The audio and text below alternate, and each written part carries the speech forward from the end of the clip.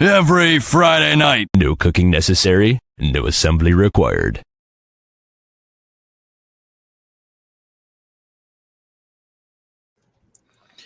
All right. Hello. What's up? Is it me or is it an echo? Is there an echo?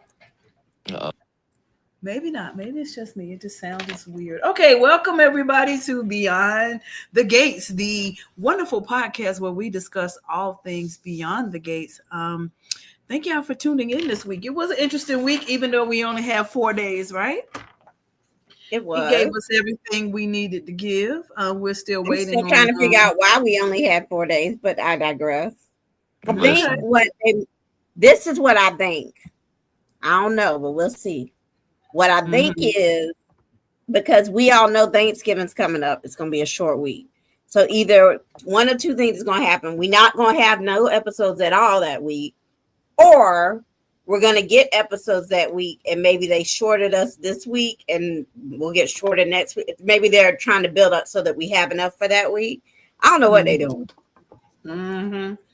I don't know either, but I don't like it because it didn't make sense to give us, not even on Veterans Day, but take Monday off and not Tuesday.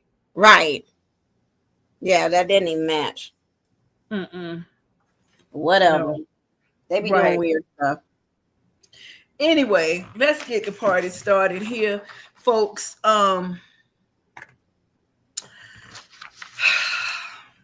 Danny and Andre. Danny calls off the photo shoot because she says she saw something in Andre's eyes that he was not being truthful about why he didn't want to do it. Was Andre's excuse acceptable? No.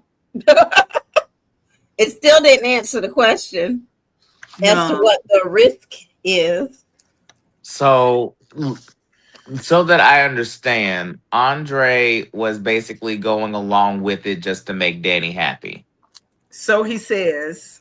and he felt that he was just going to be a non-factor regardless if he gave effort or not. So he just wanted to have Danny go through with it so that she can have a dream or a bucket list thing basically checked off, right?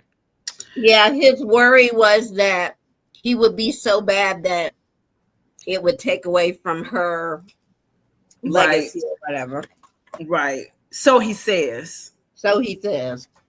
My question is, was he being truthful about that? Because it just seemed a little too, I don't know. I think that there was some element of truth in there. Mm-hmm. Now, do I think that was the real reason that he is so adamant about not doing it? I don't think that was the real reason, but I think that there was some element of truth in terms of what he told her. I think so as well, but going back to what the PI said about him just all of a sudden stop taking pictures, like he was on red carpets, he was doing all of a sudden, and now all of a sudden nothing. That's more than you just being camera shy. Mm-hmm. Exactly. Well, and not only that, they would have never brought it up if they weren't going to do something with it. Exactly. Because something is going on. Hi, guys. Had technical difficulties. I'm here now. That's all right. Technical difficulties. I know. I'm like in the bed, but in the gates. In the bed, but in the gates. Look, hey, I'm in the bed too. Angela, we in the bed together, but laying up on the counter. He do look like he laid on the counter. Laying your head on the counter. I'm chilling. He's chilling. Like on a Michael Jackson, Luther Vandross cover album. You definitely got that Michael Lee. That got it on there. On the album cover. He do have it. I don't know why I'm only getting half of my look at it. See, if I change it that way, I don't know what's going on with that. So I'm sorry. I don't know, but we gonna rock with it, y'all. With the brown. Y'all go ahead and put in the comments. There's quite a few of you tonight. Put in the comments, introduce yourselves, let us know where you're watching us from as we are discussing this. And maybe some of you can be gatekeepers. This is what we called ourselves. If you are new to the podcast, we are gatekeepers. We're here behind the gates and we do all wonderful things. We're going to have, I think, 2 more raffles for our Procter & Gamble basket, and then that's it, guys. We're going to do the drawing, and that's going to be it for the year. So y'all might want to try to get in here tonight, get in here next week, and that's it. We're closing the raffle off. So do everything y'all can do to try to get those free entries. But back to Andre. So now they decide, well, let's just go on to LA. They were going all over the place, and then Danny says, let's just go on and do the honeymoon we originally planned in LA, which, okay. They really could have went anywhere, but LA, I guess that's fine. Yeah. As long as they together. Mm-hmm. Yeah. That's all that matters. Yeah. Just be together, make some memories. Paris, so we could have met, what's her name? Celine. Yep. They hadn't built the Paris set yet.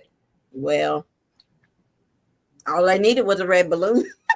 You know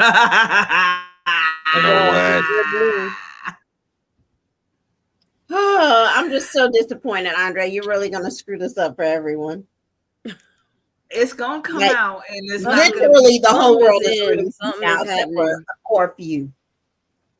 The problem is, they cannot let anybody be happy for too long. They can't let anybody live in marital bliss in soap opera world. So it's gonna blow up. Hopefully, it doesn't blow up to where it's catastrophic, but it's gonna blow up. We'll get to a married couple at some point in this discussion. Let us ride at least through the holidays, y'all. Yeah. Holidays always seriously. Can we make it through the holidays? No. I want some Christmas drama. I want something. No. I need some Christmas drama. I'm fine with Christmas drama, just not with them. With them. Okay, Let them I make can it do the with that. first of the year. Let Danny and Andre at least make it to New Year's. Yeah, Day. I agree with that. Okay, let's get into 2026. Then we can be. Well, I ain't gonna say as messy as we want because we still need them to be together. We can be moderately messy. Moderately messy. Moderately messy. Mildly or mildly messy. I'll say on a scale. I'll say a scale of about 4, maybe tipping on 5. Okay, I'll meet you there with a 4.5. And that's where we can go. I'm staying on a 4.5. We don't want to go over a 5. Yeah. Okay. Yeah. Anything beyond 5 is dangerous territory. Yeah, you're right about that. You are right. So very right about that. And hold on, have I done something? I think I have. Hold on. But yeah, speaking of which, like it's just that ain't the way to go.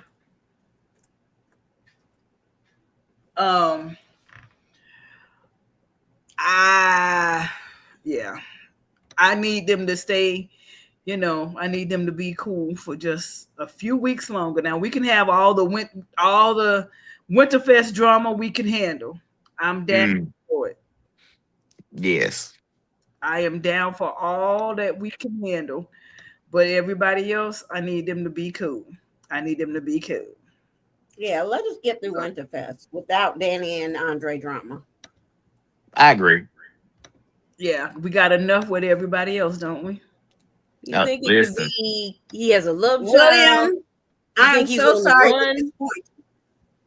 If he's on the run, I don't think it's going to be any long-term Andre and Ashley, because I think that they have seen and know that except for a very small handful of y'all, the majority of the audience for this show wants no parts of Andre and Crashly. Ashley. No, I've seen them put Ashley with Isaiah. Doctors Without Borders. No, I'm talking about that's what I've seen on the thing. Ashley. And no, Isaiah. They need to put her with Doctors Without Borders. They're not going to get rid of her. She's been cast. She is a series regular. She's not just going to go away, is what everybody wants. She don't have to go away. She can just go away for a little while. She has a very interesting take, and when I'm talking about Jen Jacobs, and let's just go here for a second. Her take on what's happening with Ashley and Andre. She thought that Ashley was very courageous to finally say now who she wants, and in this moment that whole pouring her heart out took a lot for Ashley to finally open her mouth and say what she wants. So she said she thinks that Andre and Ashley are the definition of two ships sailing, and so she doesn't know what holds for their story. She's up for it, whatever, but she said Ashley was very courageous. So I think that they're going to try to explore Ashley speaking up more for what she wants. Whether she gets it or not, I don't know. It's honestly, it's not even a matter of us not wanting her with Andre, which we don't. But it's more so about the fact that you ain't even been single 24 hours. Well, not even 24. Everyone she knows wasn't even single for about a good 5. Right. You clearly do not know what you want. Not even 5 minutes before she called him over there, right? And look, and did you catch one commercial break that she said something to Naomi about Iran and Andre? No, heifer, you picked up the phone and texted him 911. You ain't run into nobody, and you did it. Wasn't gonna tell that. Huh? She wasn't going to tell her that when she had just had that conversation with her about that's your mother's husband. Is she going to turn around and say, oh, and by the way, I called him over and told him how much I loved him? She wasn't going to say that, even though Naomi pretty much gave her permission to do it. She wasn't going to say, hey, this is what I did. Everybody is very, very untruthful here. But speaking of untruthful, which one? Now, y'all have to let me know what pictures is coming up, because my phone don't allow me to see what's going on. Oh, it don't? No. But you should be able to see, yeah. Oh, you gotta maybe minimize the screen. Minimize the screen. On the phone, it still should do something. You flip it, no, not that way. No, but if he's watching, he's saying he can't see it while he's actively open. If you change your orientation, maybe you have an iPhone. If you turn it from vertical to horizontal, sideways, that looks even better right now, just like that. And that should be able to let you know. Let's test it and see. Speaking of untruthful, back from your appointment, how did it go? Well, I got the 3rd degree from our daughter, so I'll bottom line it for you. It went well. Oh, music to my ears. I hope that doesn't mean you're going to burst into song again. Don't worry, I can take a hint. You smell like perfume. There's something familiar about it, but I can't quite place it. I was in town. I ran into Don Hall's chief of staff. Oh, that stern woman who always walked around with a leather-bound notebook? The very same. Yeah. She always did go a little heavy with the perfume. She lives in Virginia now. Doesn't come to town too often. Well, good. Because I don't like my man coming home with another woman's scent on him. I'm going to get some iced tea. Would you like some? Oh, very much. Thank you so much.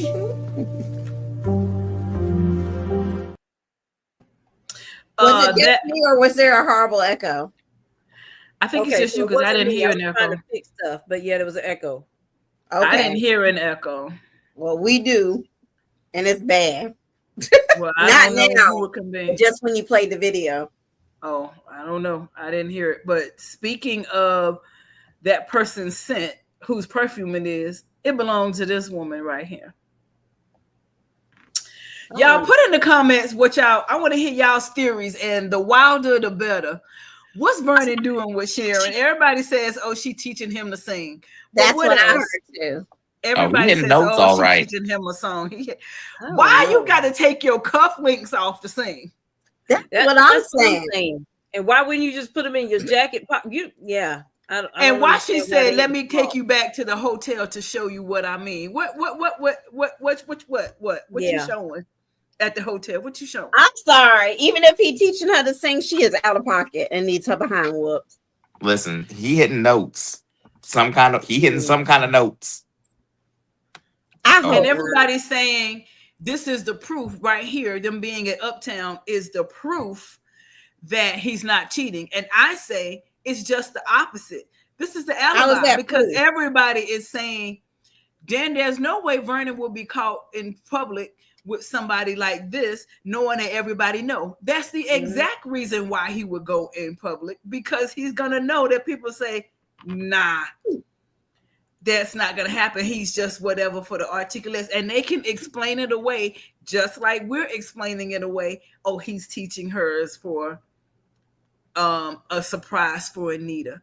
I don't think he's having an affair with Sharon. Listen, I think if he's gonna cheat, it's gonna the reason you think he's not is the main reason why he is, because that is I think he's not because I think that's too obvious. That's why it is, because I'm saying it's too obvious. You know how you remember when we saw the movie Basic Instinct, and she said, I'd have to be pretty stupid to write about a murder in my book and then carry the murder out the exact way that I wrote it. I'd be announcing myself as the killer. Yes, writing the book gives you an alibi. Everybody knows we're here in public. You know our relationship. You're not going to think anything of it. So, yeah, we can go around and do whatever, and nobody but the wiser, right under your face. I don't think that's what it is. But even if I don't necessarily think it's the singing, but it could be. The singing makes more sense than an affair. What doesn't make sense is them damn cufflinks. Them cufflinks on the dresser. Come back to my place. Not the coffee table. I think they're doing all that to bait y'all into thinking it's an affair. But why would it be on the dresser? I am all for it not being an affair, and I am all for it being her teaching him how to sing. But that is also the obvious answer as well, because everybody, it's just that. Exactly. So I'm playing the devil's advocate here because everyone is saying, "Oh, it's just a singing thing." Just too obvious. The writers want you to think that. What happened? My lemon drop. The drink or the piece of candy? Lemon drop spilled. Oh, you the drink? Yes. Or a piece of the drink. Okay. Now I understand. Actual candy or the drink? The beverage. She said the drink, the beverage. And that's what I said, Marvella. It is they are messing with us to make us believe. I think the singing although I want in my heart of hearts to believe that's what it is, I also think that's too obvious. And the affair, I think we don't want it to be so. It could be so. But either way, it's something sketchy that's not right going on. You done left your cufflinks over there. You done got close enough to this woman for her perfume to be on you. Now, I never came home from across the table with somebody in my perfume, or their perfume was on me, or their cologne was on me. Not from now you just in town. And you supposed to be on tour? Exactly. They supposed to be somewhere touring. And it'd be funny for Tracy to call Anita and say, I hadn't seen Sharon in we had a couple of weeks. Right. She told me she was going to DC. Oh, you You think she's in on it? Do these notes. How long it take to teach a few notes? You've been in hotel for over a week now. Winterfest is not until for a few more weeks, so. Well, I mean, the way he sounded was bad. Who's that on the table? Miles Davis? No. And I'm glad you said that, William Jordan, about him pushing for the group to reunite, because I was thinking about this last night. Remember, Vernon was having those sketchy phone calls way before way in the beginning. The R2 got back together. He sure is. So was he talking to Sharon before, or is this new and he had something else going on? Because he was having them side-eye conversations before the y'all want him to cheat with everybody. First he's cheating with Barbara, now he's cheating with Sharon. He done did the whole group. I don't want him to cheat. Believe me, I think somebody need to have the value here, but they have to give Vernon some dirt.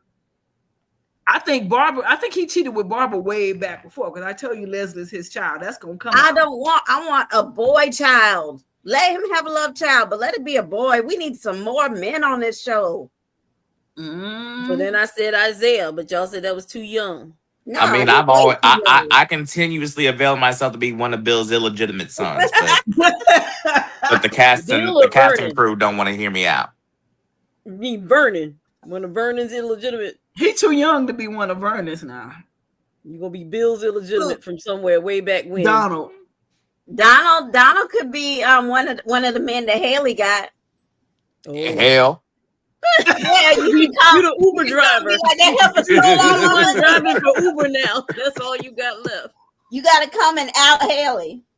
Jesus, you know what? At this point, we'll get to it, but I'll do it. She getting on my nerves already. That's the Christmas drama I want to see unfold. I want them to have this story exposed before Winterfest. But right now, Naomi got all kinds of stories that she need to basically break free for her to be saying that she wants everybody to be truthful and transparent. But you're not giving forth any information to anybody else in your family about Crazy Heifer. Well, but see, this is the other thing, Ursula. I feel you want that to be the drama. However, then you got to look at it. That makes Bill available. And that also jeopardizes Andre. Well, no, I'm not necessarily saying that it need to be hailing them. I know we need to have some. I said this story right here. Oh, this story. This here does not. Yeah, they need to go and wrap this one up, because they've been dragging out these secret calls for way too long. You see how long they drug out the whole thing with Martin. That was and these calls have been going on about that long. Yeah, way before then it was starting. So I want to know if it is this too. Now this woman right here in the back, she gonna tell somebody something. That's why he made sure. That's why he made sure and said he bumped into her. Oh yeah, he tried to cover his tracks. Oh yeah, he tried to cover his ass just like Haley tried to cover hers. Y'all good on the cover up. Yeah. But now Joey ain't having that one for him, and Joey ain't having that. But okay, so, but we'll see. Y'all let us know what's happening here, because I don't like it. Whatever it is, I don't like it. Sharon all the things. She too much of all the things. She too all the things, and I don't like it. But speaking of something else that I did not like this week is this. You got a hell of a nerve barging in here. The door was unlocked. I presume you were hoping our father would come running, eager to make his little princess feel better about having to share him, but that's too damn bad. You know why? Because the man has more important things to do. Like catering to your every need, you mean? Maybe we should each take a deep breath so we don't say something we'll regret. Oh, I won't regret a thing. She showed up here uninvited, so clearly she wants to smoke. At last we agree on something. Tomas, they might need to just have this. Get it out of their systems. You have destroyed any desire I had to want to get along because you are impossible. And I will be fine with us keeping our distance from each other until the end of time. And yet you're here because now you're starting to interfere in my life, and I'm about to let that happen. I don't want anything to do with your miserable life. I just want you to stop trying to steal mine. I have as much right to a relationship with our father as you do. You have no rights. You need to accept the fact that you will always be a dirty little secret who needs to stay in her gutter and away from all of us. If you want to go to war with me, bring it. But you better think twice before taking me on, because I didn't grow up behind these gates. I had to learn how to fight. And little Miss Rich Bitch, I bet I'm a hell of a lot better at it than you. So you better not push me too far. You are just as crazy as your mother. You're damn right I am. So keep that in mind. Okay?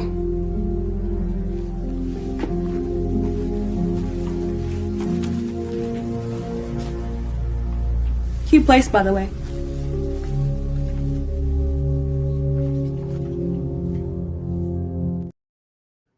I have one thing to say. When she went, after she called me a rich bitch and turned and walked away, and she went and followed her, the correct response, Kat, you did real good, homegirl, but the correct response was to grab her by the back of her head and drag her ass.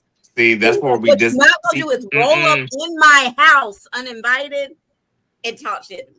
But see, and this is where I slightly disagree with you, because you ain't got too much gutter snipes, you ain't got too much hood rats, you ain't got too much basic bitches to be calling me before I throw hands on you. Because Eva should have been thrown hands on Kat long ago, because she's gotten to the point to where she thinks that she's where she has a problem with people thinking that they're equals. It's like, no, first of all, I'm not trying to be your equal, but I am just as much his daughter as you are his. I don't disagree with her stance. I disagree with her rolling up in somebody's house uninvited. That part. Let me tell you something. First of all, Eva, you dead wrong on two accounts. One, because you're over there. Nobody invited you. Two, for you to say, I'm done trying with you. That girl came to your house and offered you a Chelsea cat bag. And let's be sisters. She did. And you showed her that you not only slept with her man, but you threw all of it in her face when she offered you the olive branch. So guess what? Kat is no longer obligated to offer another olive branch to you, because you burned the whole tree down when she extended it to you. I don't count. I don't count that. I was never Team Kat, but I agree with Ursula 100%. This is on Eva at this point. Because if I come to you, whether I'm genuine or not, I came to you. I swallowed my pride and everything that my whole animosity towards you, swallowed it and came, ate my words and took a deep breath and said, I want to try. And then you do that to me, and now I'm the problem? No. And it wasn't even okay, it's already happened, like, damn, I fucked up. It was it's already happened, and now I'm gonna throw all that shit in your face. And not even an apology to Kat. You know what? You did try to come and make it, and how I acted. I was wrong. I should not have done that.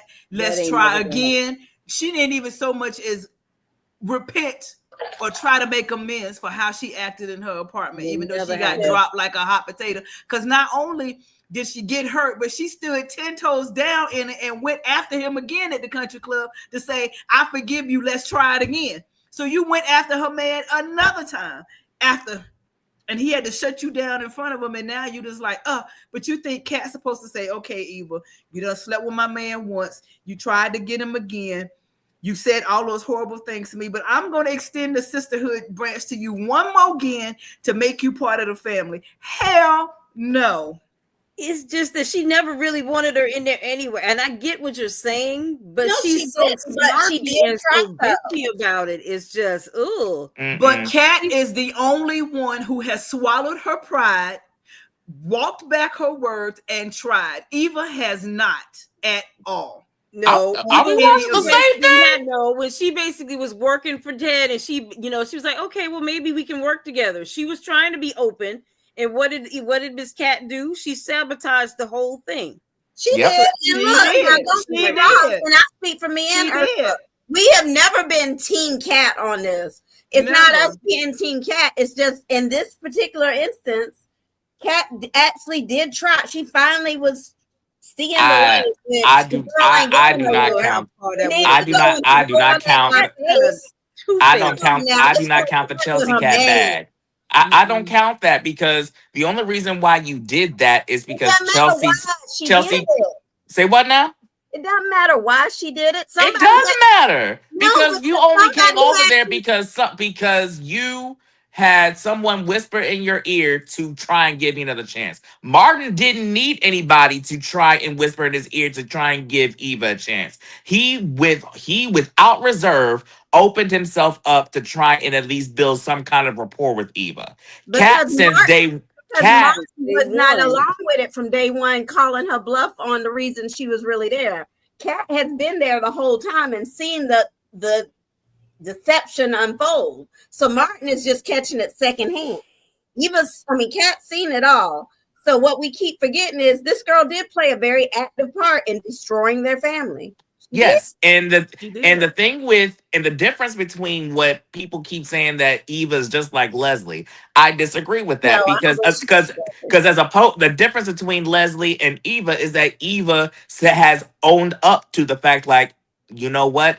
I really messed up in terms of the role that I played. I could have said something sooner. And the fact that I have an active role in why this family is now destroyed still makes me sick to this day. And I will forever be apologizing for that. But at the same time, not to Kat.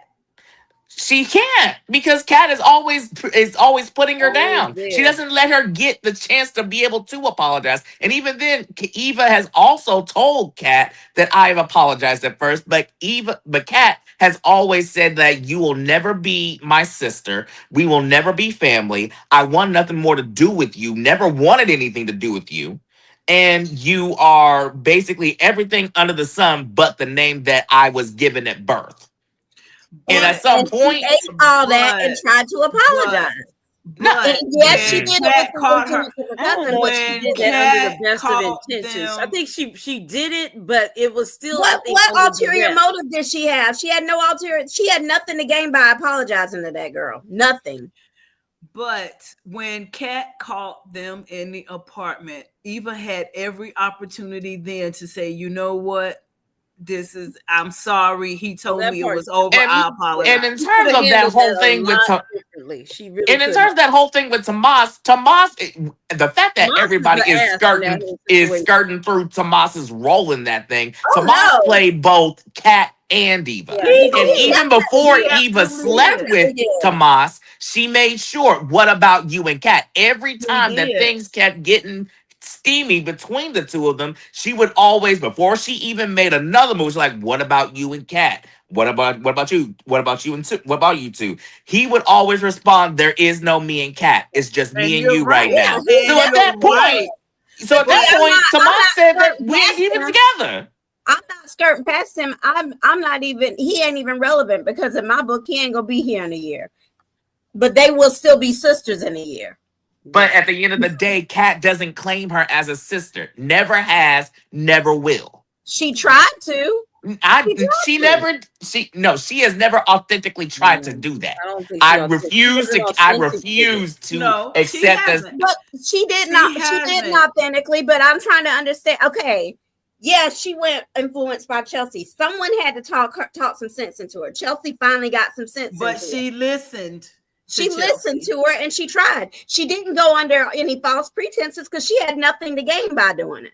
It'd be one thing if she was going because she was going to gain something. She went over there and said, hey, maybe at some point we can be sisters. And out walks her man in a towel. So yes, I'm gonna flip the fuck out. Watch or your mouth. drag. She done got very upset. Listen, Girls I have bouncing just always now. been 10 toes down for Eva. Let's just make that clear. However, I can call her out when she wrong. And this was dead wrong. And the way she acted when she slept with Tomas, that was dead wrong. Has Kat been wrong all along?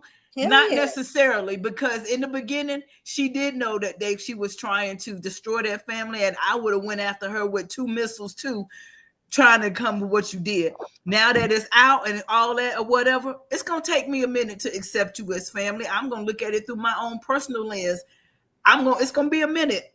If somebody come in talking about I'm your daddy's long lost daughter and I tried to break up my parents and now I want you to accept me as your equal, it's going to be a minute, boo. I might not go out of my way to sabotage you and do all the things that Kat did, but it's going to be a minute before I sit across to the Thanksgiving table with you and say, thank God for my sisters. That ain't happening no time soon. And it's one of those things where I posted in a comment in the Facebook group. I said, I don't expect them to be buddy-buddy. It's one of those things where they could have an unspoken understanding, like, you know what? I really don't like you. You don't like me. But at the same time, we're going to keep our distance. But at the same time, I won't say coexist. But as long as you don't do nothing to me over here, I won't do nothing to you over there. Right. And it's one of those things where I have where in terms of Kat, whenever Eva and Isaiah were talking, and then she inserted herself into the conversation, it's like for me personally, that rubbed me. I'm speaking as if I'm Isaiah and I'm a blasted character in the blasted show. That rubbed me the wrong way. Because it's like, what are you gaining out of this? Right. Because even Tomas and Chelsea in that same scene, they said, I can see why you feel the way you feel, and no one's trying to dismiss how you feel with how Eva's basically played into your whole family's dynamic at this point. But at the same time, you kind of started that. Now, I will say that I will yield and say, should Eva follow Kat to her house? No, because that's a whole breaking and entering if Kat really wanted to be about that life, or trespass. But at the same time, I can understand why Eva followed Kat to her house. It's like, okay, I need to get one thing straight, and we're gonna get one thing clear right now, right here, right now. In my house, because I might shoot you in your pinky toe. Hey, and if Kat pulled out a gun, I wouldn't be able to say anything. It's like, hey, protect your house, stand your ground. I'm trying to figure out how she walked up out of there with her front still intact. The same way Ted, the same way Carlton has walked out bruise free. The entirety of that whole thing. I don't understand it, but Eva, I'm sorry, you're wrong. You lost some cool points with me with this because this is not, to me. If you claim that you want respect and you want that, you went to the Cat went low and you went to hell's front door. Oh, I'm down for that. And I'm like, nah. But in her house, and then you're gonna call me a bitch in my living room, and you left with all your teeth intact. Look, at the same time, Kat has called her every other name other than that. Now, I will agree she shouldn't have followed her into her house. I will agree. I will yield to that. But at the same time, I can understand where someone has had enough, and it's one of those things where, okay, look, we gonna hash this out. Now, preferably, it should have been done in public, but I'm kind of glad that Chelsea and Tomas were there to witness how a general conversation goes between the two of them. Oh, yeah, and the way Chelsea gave her that side eye, I was like, shout out to Chelsea. Look, I was here for Chelsea. She said, you know what, Tomas, just hush and let these little heifers go at it, because at this point, they need to get it out of their system. This whole scene just rubbed me all kinds of wrong. And then you're going to come up in my house and threaten me? Bring it, because I know how to fight. Like, but can Kat fight, though? Tell me, can Kat fight, though? Let me tell you something. My impression is that she couldn't, but what I noticed, if you notice, their what's the word I'm looking for? Their posturing in the scene. Mm-hmm. She didn't back down at all. She did not. She did not back up on every step. She stepped forward. Now, someone who's scared is gonna step back. She stepped right up. And even looking the this only picture thing right she here, didn't do was her grab shoulders her are back of her head and drag her her back shoulders. Look in this picture. Her shoulders are squared up. She looks like she's firm on her feet. Mm-hmm. Okay, what you got to say? She actually looks like she's the one in control here. Eva's like all in her face, neck rolling, and Kat's just standing there like, yeah, okay. I'm sorry, my bet's on Eva. I mean, I can see Ted sending his daughter out for some taekwondo. Nah. Yeah, she's probably had all kind of lessons. Now, street fighting, no. Yeah. But she's probably had all kinds of lessons and self-defense and karate and all kinds of stuff. But she doesn't look scared, and that's half the battle right there. Is how you feel. It's my bet everything in a fight. My bet is on Eva. I don't know. But you know what? You didn't come to fight. She did. If she came to fight, she should have had that hair in a ponytail. But you know the way they keep teasing us like that, though, it's leading up. It's leading up to a fight. I need to fight. Look, if we want to have drama for Christmas, leave Danny and I let them fight. Let them fight us Winifred. That's gonna be one of them Jill and one of them Abbott sister fights back in the day. And why? Let them fight at Winterfest. Let them tear Winterfest up. Listen, I'm here for it. On this 14th day of the 11th month in the year of our Lord 2025, let the bets be placed on this day. My bet is on Eva. I think I'm still on Eva. I think I'm gonna have to break rank and go with Kat on this one. I'm going with Kat just off the fact that she ain't backing down. Yeah, because Kat sneaky just as much as Eva, but she's proven to be even more so. She's resourceful. So I'm gonna have to break rank, even though Eva is my girl. I'm 7.5 toes down for I'm Eva hollering. 7.5 toes. I can't even give her all 10 because she done pissed me off. I'm about 7.5 toes. I mean, Eva definitely can take. I think Eva, initially in my thought pattern, Eva would be able to take her, but because of the fact that she is not backing down at all, I see no fear. I'm going with Kat. I have to go with Kat. I gotta go with Kat. Everything in my instinct, in my gut says Kat. I'm doing my what's her name? Miss Pope. What's her name? Olivia. Olivia. Yeah, I'm gonna say Anita. My Olivia Pope, and I'm gonna trust my gut on this one. And my gut says if it go down, Kat gonna be the one standing. So look, we putting out a message right now. Dana White, UFC. Look, UFC 232. Dana White. We want to see Eva and Kat at the Winterfest ball. Mm-hmm. Yes, a good old power slap ball. Yeah. Wow. I need to see weave and tracks all on the flow. Oh gosh. Good old messy one. Them Ooh, all them blossoms and blossoms and do buds with their hair. doing. She can't have all that hair. They just tear it up. Garland that hair everywhere. gonna be done. Bulbs broken.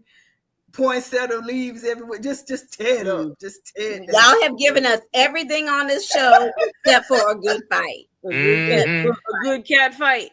We need it. All shows need a good cat fight. A good one. A good one. You right about it. It could have been Nicole. It could have been Nicole and Leslie, but Nicole wanted to play and be cute. Yeah. Well, no, because Ted stopped that because Nicole was around her neck. Remember, Ted? I don't believe off of that. Yeah. Nah. Yeah. Nicole's inner Anita came out that day. She jumped around that girl's neck.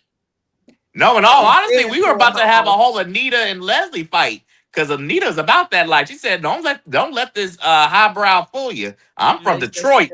Yeah, she did. She slapped the taste out of her mouth. And I was here for it. Get out her face, get out her house. How many times? Get out of my way.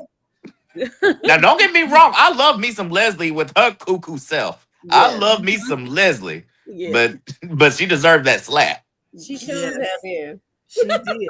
She deserved it. You still hear that slap. But now, speaking of our girl, we brought up Naomi. Mm-hmm. Let's look. No. Man, that osteo thing is Heavier than it looks. Yeah. What's going on, Ash? If I'm real about it, I could have been more honest with him too. How? I didn't tell you I saw Andre a couple of days ago. And he told me he's falling in love with his wife, aka your mom. I guess my timing really is lousy, huh?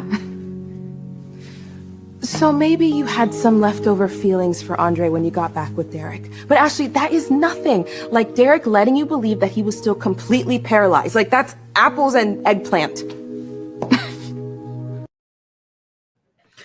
Why she act like she on trial? Why is she approaching her whole life like she is everybody's prosecutor? Naomi is working my nerves. I'm sorry for the Naomi fans out there. Naomi is working every nerve I got. Naomi is still reeling in from the whole false pregnancy thing and how Jacob responded to that. She thinks that she has to be she thinks she has to be the advocate for the I don't me being male, I have to tread lightly with this. She is she's speaking for the feminism demographic in terms of these last week. I don't have a problem. I don't have a problem with you and your burn your bra situation and women that stand on truth and all that girl power. I'm down for all of it. But the way she is approaching this, you have burned your husband at the stake in the process of womenism. Okay, you have forgotten that this man's feelings matter too, and you have pushed him to the side. And if that's what you want to do, go on and divorce this man, and you and Ashley move in together and do what y'all gonna do, and be free and single together, and sit in the bar every night and drink your sorrows away and talk about how you wish you had a good man, because Naomi is doing everything she can to push the good, patient, gentle man she got away. And see, the thing with Ashley is that even though I don't want her and Derek to be together, let me make that abundantly clear. I think Ashley can do 10 times better than Derek, in my honest opinion. But Ashley is making valid points in terms of how she handled the whole engagement thing too, because she wasn't necessarily completely honest 100%. Like Derek wasn't honest 100%. She kept on pushing back the date and avoiding setting the date. You're right. You're right. See, that's the problem, is that Naomi is making excuses and dismissing that.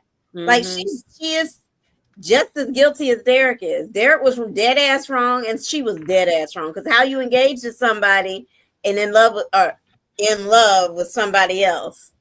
And then here's the thing: she's even trying to tell Naomi, I shared some wrong in this too, and she's like, "But that don't matter. That don't matter. Don't forget what he did. Don't forget what he did. Don't forget what he did. What did he do?" You got to say, if you're going to be an impartial judge, Ashley, yeah, he felt this way and you felt this way. This is where y'all both missed it. You can't just, I mean, she's following girl code because I'm going to be, well, no, I'll take that back. I was going to say, I'm going to be ride and die for my girls, whether they right or wrong. But most of the time, I normally tell you when you're wrong. I'm going to be ride or die for you in public. I got your back. But behind closed doors, I'm going to say, now, you know you was wrong. And this is where you missed it. Same thing with guys. It's like, I'm gonna be vocal about supporting you 100%. And then behind closed, like, nah, bruh, really? We really doing this? You know. You really have me out here looking a fool defending you while you know you wrong. Exactly. And how are we gonna fix this? Because you dead wrong. Yes. You dead wrong. But in public, yeah, I'm gonna have to be 10 toes down for you. I'm gonna have to be. But Naomi is refusing to tell Ashley the truth. And that's the enabling Dupree women syndrome that is abundant. Yes. She's just like, I'm gonna ride for you and whatever, and we just gonna hate our men at this point. This is the he woman man hating club. Yes, The He Woman Man Hating Club. That's exactly what this is. Why are we both thinking about the same thing? So you can't do that. Like William said he's tired of Naomi's storyline. It's getting old. We are over it. What did y'all say? I'm really over her storyline. He's talking about William's comment. He said he's tired of Naomi's storyline. Fast forward. I agree. Let's move on. We need to hurry up. She don't want to get off the pot, Naomi. She's either going to let it be or she's gonna. I'm like, what does she want him to do? She doesn't want the baby. She doesn't want a baby. He already said okay. He still wants her, and she's still dragging it on and being angry at him for having his feelings. You can't be upset with him for having his feelings. And the thing is, in the past, he's not still talking to you about it. He's trying to move on, and you still hopping. As if every conversation you have can automatically rewind y'all a month and have it not happen. It doesn't work like that. And then, well, we'll get to her in a second, but the fact that she sat there at that dinner table today and said, we have no secrets. We don't keep secrets. Yeah, I don't. Yeah. Secrets. You are the queen of secrets. Secrets. Because she got everybody's secrets. And just like Jacob said, you talking about secrets and your friends, and you ain't told your daddy that Haley faked this miscarriage about this baby, and now about these pills that we done saw. You still ain't gonna say nothing to Bill. And she's like, well, if that makes you feel better, you go ahead. How is that making me feel better? And how is that my responsibility? That's your father. Right. So you're being a hypocrite. Again. You are picking and choosing who you chose to tell what to. And isn't that what Derek did? Because Jacob could say, and even Derek said, Jacob has been pressuring me to tell him. Jacob didn't say, keep this secret and go along with it. He said, bro, you need to tell it because it ain't my place to do so. So why you can't give him the same grace? That same grace and say, okay, you're right. Because did you go back to Jacob and replay every conversation you and Ashley have? Nope. Did you tell Jacob what Ashley said she still had problems, feelings for Andre, and that's what Derek was feeling? Did you tell Jacob that? Any of that? No. Nope. So you good. But you considered that girl code and girl talk. So didn't that same thing that Derek and Jacob did? Mm-hmm. Even though Jacob pushed him to tell the truth, you didn't push Ashley to tell Derek about your feelings for Andre. Nope. Because she wanted to jump on the horse and just go and propose without basically figuring out her feelings and what she wanted out of her life in the first place. Right. Too impulsive. If you needed to figure out your life, you needed to figure it out before he sat there and got sick. You could have still been his friend and been there for him without proposing. Right. It saw where everything was going to go. But you wanted a man real quick because your so-called man was gone. Right. So you could be like, oh, I'm happy over here. I'm fine. I'm lovely. No, girl, you're not. Exactly. You're not. And it's just kind of like I'm tired. It's tiring. I'm tired of y'all. Yeah, I think we are all universally tired of her. Like either give her another man or give her something so she can quit like obsessing. It's like you said, she doesn't even get to process what she wants. She breaks up with Derek. 5 seconds later, she on the phone telling Andre, come here. Like, I mean, I don't want her off the show, but it's like she needs to somehow in this kind of storyline, it was what's going on with her. She needs to get away, figure her shit out, and come back. Right. And it needs to be a whole Sabrina kind of thing. She needs to come back, be like a whole new, okay, I got, like you said, what is it? Doctors Without Borders would be perfect, but I don't want her to go off. But I say Doctors Without Borders because she could go there and find some. But I mean, it'll take her off the show. So that's what I'm saying. Unless they basically skip months ahead and bring her back. Purpose. But she needs shout out though. So her hair looked really cute today. Girl, why are you in my head? I was just about to say I don't like her, but her hair looks good. Her cute. Well, this was a nice outfit. She did the thing today. I mean, I can call it out. Like I said, I'm loyal to the plot, not the characters. So I can give you. Who you talking about? I'm talking about Naomi's hair. Oh, I was talking about Ashley's hair too. Ashley's hair looks good. Yeah, it did look good. But I do like Naomi's hair here. I like her hair here, and she did a really good job. You know, I can give you kudos when I need to give it to you. I am not gonna hate you, but I hate how you acting.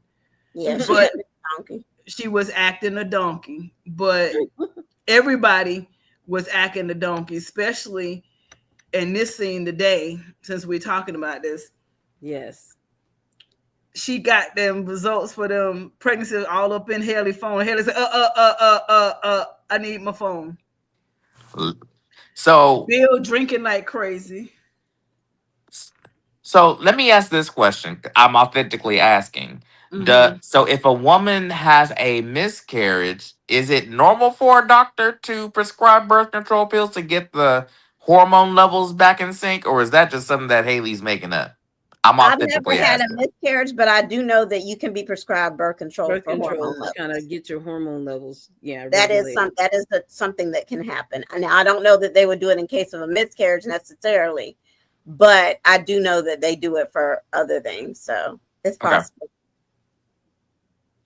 Because I know that with the whole Naomi and Jacob seeing the notification, and they're like, okay, they're talking about getting pregnant again, and she got whole birth control pills preventing the pregnancy. So what is it really? And they were already skeptical of Haley to begin with. Well, so and then they explained it that she was talking about regulating her her on the draw. No, I think she used that. She probably Googled and said it can be used for that and used it, but she taking birth control because she don't want to be pregnant. But no, we're not saying that that's honest. We said she explained it away real quick. Oh yeah, she knew that because she knew they saw it. That's why she went ahead to Bill and said what she said, which is why Naomi said, "Oh, she over there putting her halo on right now and fixing it," which is exactly what Haley did.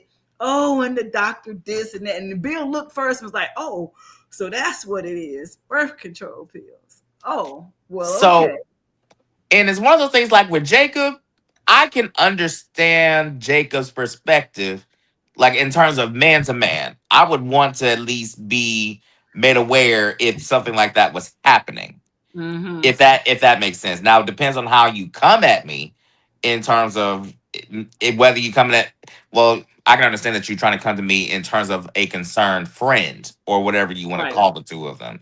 But it's like, hey, I just want to let you know we noticed that the notification was for birth control pills.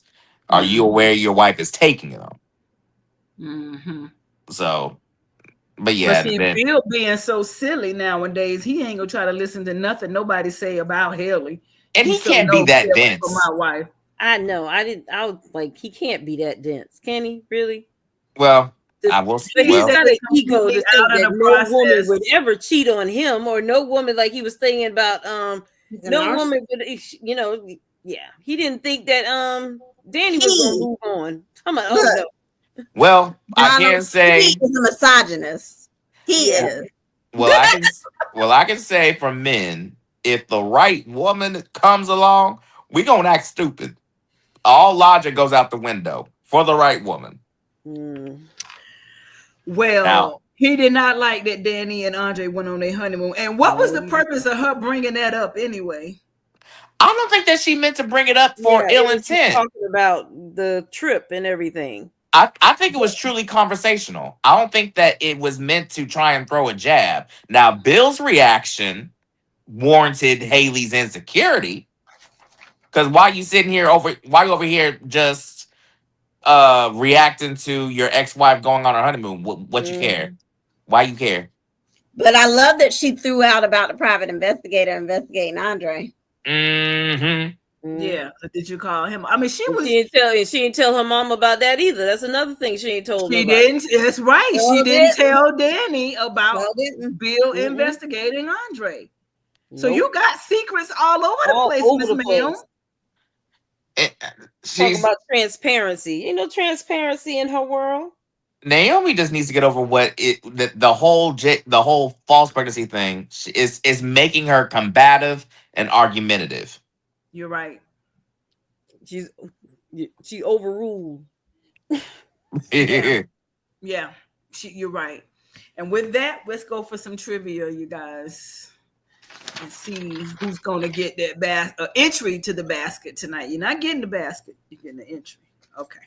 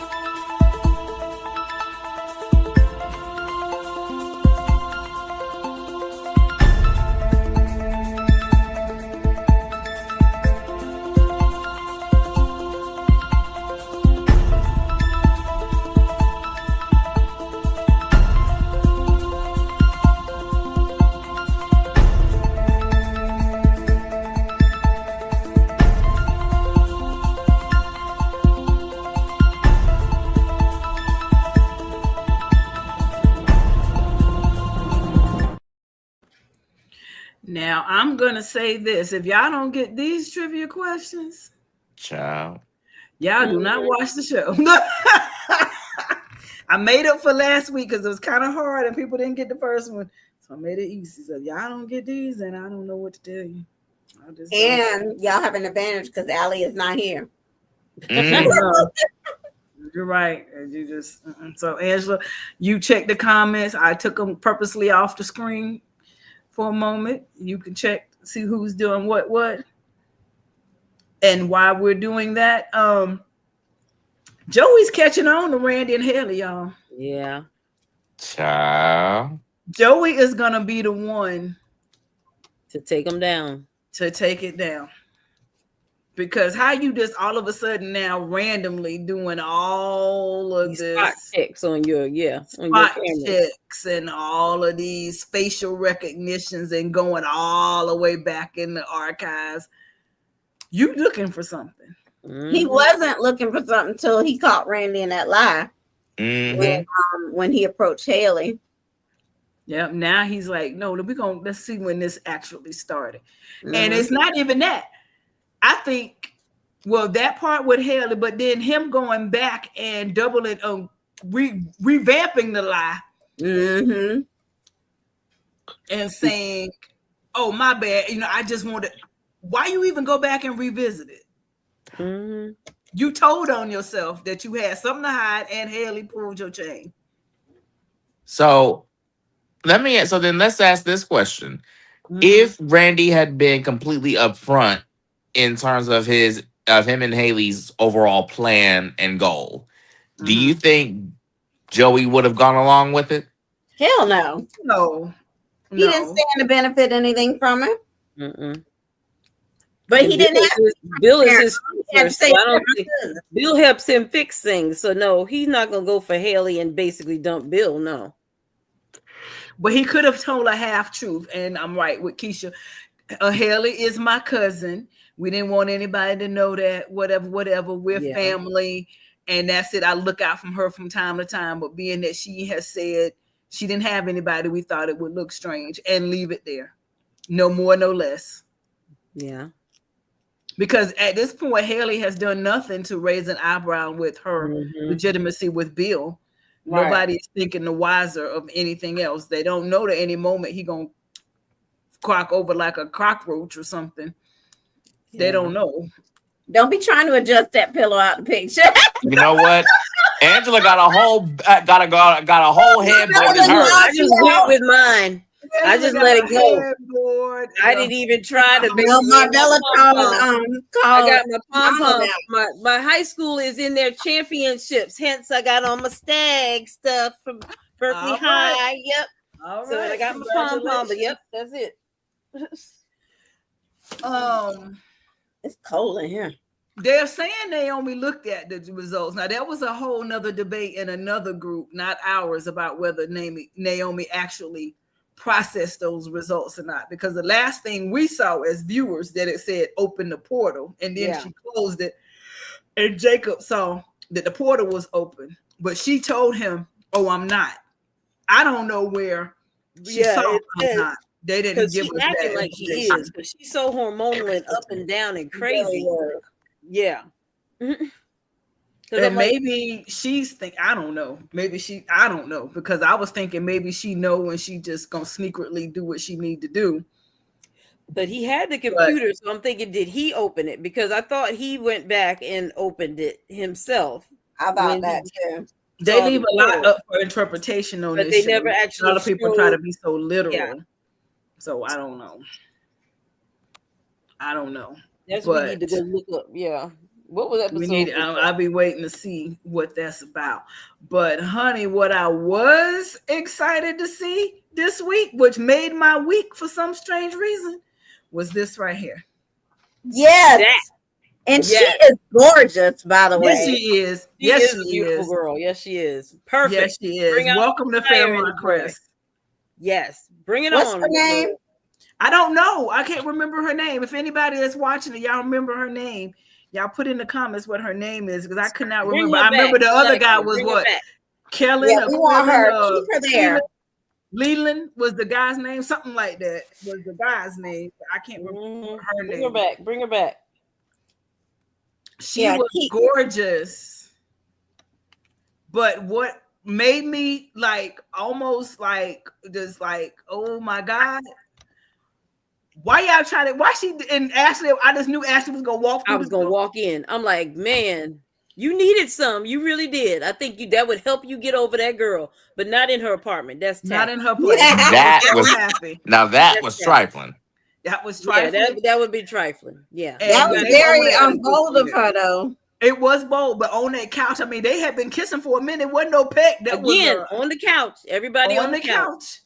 If Ashley had opened that door and said, "Oh my Lord," see, that would have made a good Friday. That would have made a good scene on today. To end that like, oh, yeah, that's the messy I'm looking for. I want Ashley to walk through that door, and she would have had a heart attack there. She would have crashed Bandicoot all the way out at that point. She would have been destroyed. It wouldn't have been nothing for Ashley to do at that point. Andre got a woman. I just put Derek out. We're supposed to get married, and now you kissing on the couch. Look, at that point, not just on a couch, on my couch in my house. Like that point, just throw the whole damn couch away, because y'all can have it at that point. Yeah, along with that little nasty ass armchair. Ain't that thing terrible? And then orange at that. Like, what are you thinking? Well, I can't say much. My blankets are orange right now. And my pillow that Marvella decided to try and call me out on. Let me You tell have you your something. pillow on stage. Let me tell y'all, I want Derek to just keep it moving. Mm-hmm. At I some want point, him to keep it moving. at some point, you just gotta cut. You just gotta accept your L's. Just move on. Count it as a blessing. The girl cray. Well, that was a preview for next week, Marvella. That's not how today ended. Episode 70. 70. Now, speaking of unrequited love, what is going on? First of all, why does Ted have so much loose lips? Oh my gosh. Why would you tell Leslie about Winterfest and that it is honoring her mother? Leslie did not know that. Yes, he really does. Both It's of like them, he the just whole family vomit. got They loose just- lips. Eva and him, they just alike. They talk too much. They all talk way her too mama. much. Yes, and because that's how she got to the articulate daggone thing, because Eva talks too much. She does, and they all just I guess they have to, because you have to advance the story along and you do what you got to do. But come on.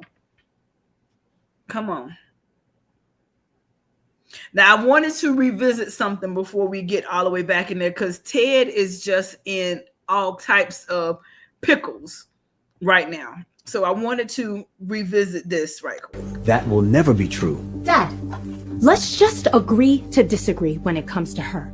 When you and I look at Eva, we see two completely different people, which is the literal definition of being two-faced. Well, Eva's not going anywhere. But that's not what I came to tell you today. I came to tell you that you won't either. Not in here. I love you, sweetheart. I love you too. Eva should be thankful. She has at least one sane parent. Was that a compliment? Probably as close to one as you will get from me these days. I'll take it. I'll send your tickets. It'll be a great night. It always is.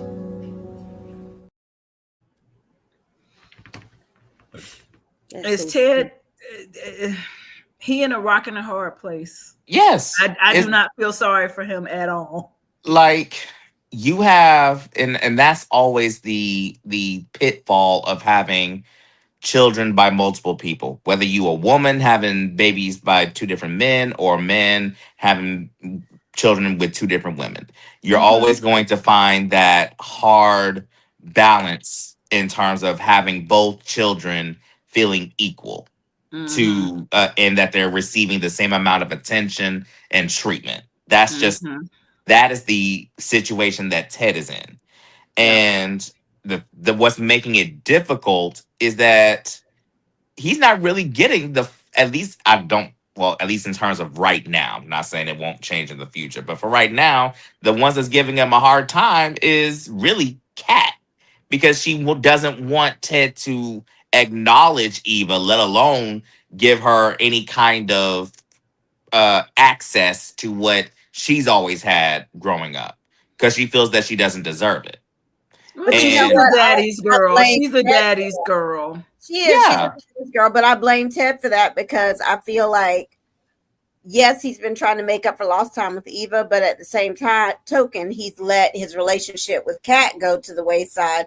So it's given reason for her to feel that way. Where if, as a father, it's hard to balance. But at the end of the day, all three of them are your kids. And you need to be there for all three of them, reassuring all three of them, which is why you don't know half of what the hell's going on with your kids. Exactly, because you pushed the button with Eva so fast to make her feel welcome. You did not give Kat and Martin their time to adjust to the new element. You just so busy, like, let me catch Eva up. You got to bring these kids in the fold. You have yet, and not that Kat would come, but you haven't even suggested let's the four of us get together and sit and talk about this. You have not tried to pull any of them together to adjust anything. You haven't sat down and had a conversation with just Martin and Kat about what your intentions towards Eva are and what you're trying to do. You hadn't even had that conversation with them. So Ted, you're doing this, but they cannot read your mind. And how is Kat supposed to feel that you replaced her mother and now you're replacing her with these two new strangers who have come into town, done all of this evilness, and now broken up our family, and now you are spending every waking moment from having her at the job to dinners at the breakfast at the country club to every single thing you can think of. You got Eva on your arm, right? And see, you and I didn't been to the movies together. And see, even with like the siblings between Eva, Martin, and Kat, Martin hasn't felt threatened by Eva. Martin is just like, okay, I got a sister now. Okay, let's see if we can try and. But he already had to go through that whole having another sibling when Martin Kat was born. he's So boy, Kat has so always his been role the is jeopardy. It's like bringing home another newborn or another child. She basically is going through, even though she's an adult and shouldn't be this, pissed, but she has a right to be, feel her feelings and everything. But it's like still you're bringing home another child, and I've always been the baby, and now you have another. If it was a boy, it might have even been a little different, but to have another girl, that's basically stepping on her territory right there. And to Martin's credit, boy, because she wouldn't feel as threatened as daddy's little girl. Now you got another little girl that basically totally ruined my whole family. And you paying her more attention than me. Right. It's like even if he was dating somebody else as a father, and before I got married, when I was dating a guy that had daughters, they were looking at you kind of like, hey, who are you? Yeah. Like and my sister. And it's like, no, you coming up in my daddy's life. Like, no, I'm not feeling you. So even from that aspect of her coming in, that's a hard sell. And he did needed to basically give his daughter and his son, but he knows how Kat is. Martin seems to be handling it. He knows he needs to give Kat extra attention. She's always had extra attention. He knows how his child acts. He should have basically figured that out. And it's one of those things where like I don't want to make it a sex thing, gender thing, but it's like what you were like to your credit when you were making the comparison, like when it comes to what is it, a father dating another woman and he has daughters and the daughters feel some kind of way because they feel like the father is giving the girlfriend all the attention while the daughters feel like they're being pushed to the side, which isn't the case. Same thing with men. Whenever our mothers date other men, and we're like, no, she's my that's my woman. She's my mama, but that's my girl. That.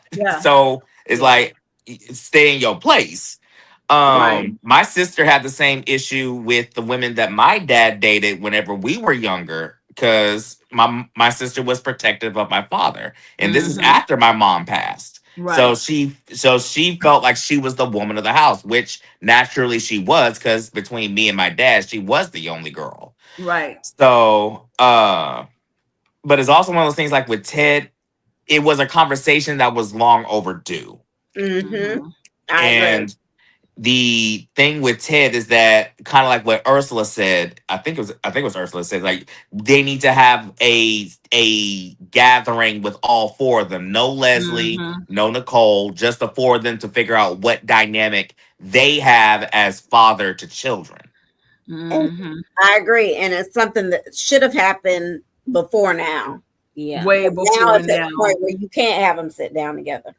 And 2 points. One, to Martin's credit, he is going to be more understanding in that because you adopted 2 kids. You're going to take a different perspective of what it's like needing family. So that's probably another reason why it was easier for him to accept Eva, looking through those lenses. 2, Marvella, you saying Ted has not replaced her mom.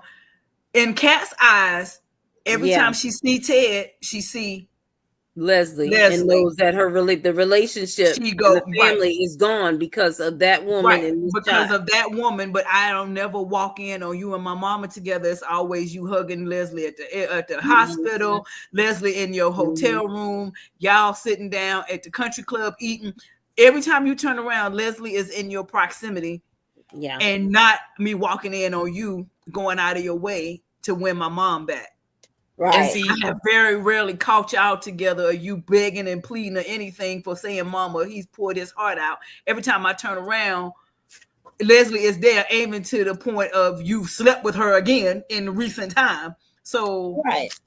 That's Candace gonna think. And see, even with that, it's all about the perspectives, which is going to lead into the other thing that I'm about to try and segue to. With Kat, she thinks that Ted is replacing Nicole with Leslie, which is, at least from our perspective as the audience, far from that case. Because Ted is trying everything to shut Leslie down. And he was trying to talk to Nicole and try and reconnect with Nicole, but Nicole kept pushing him away. So Kat didn't see that side between Ted and Nicole. Even though Kat tried to get Nicole to try and be more understanding, so to give grace.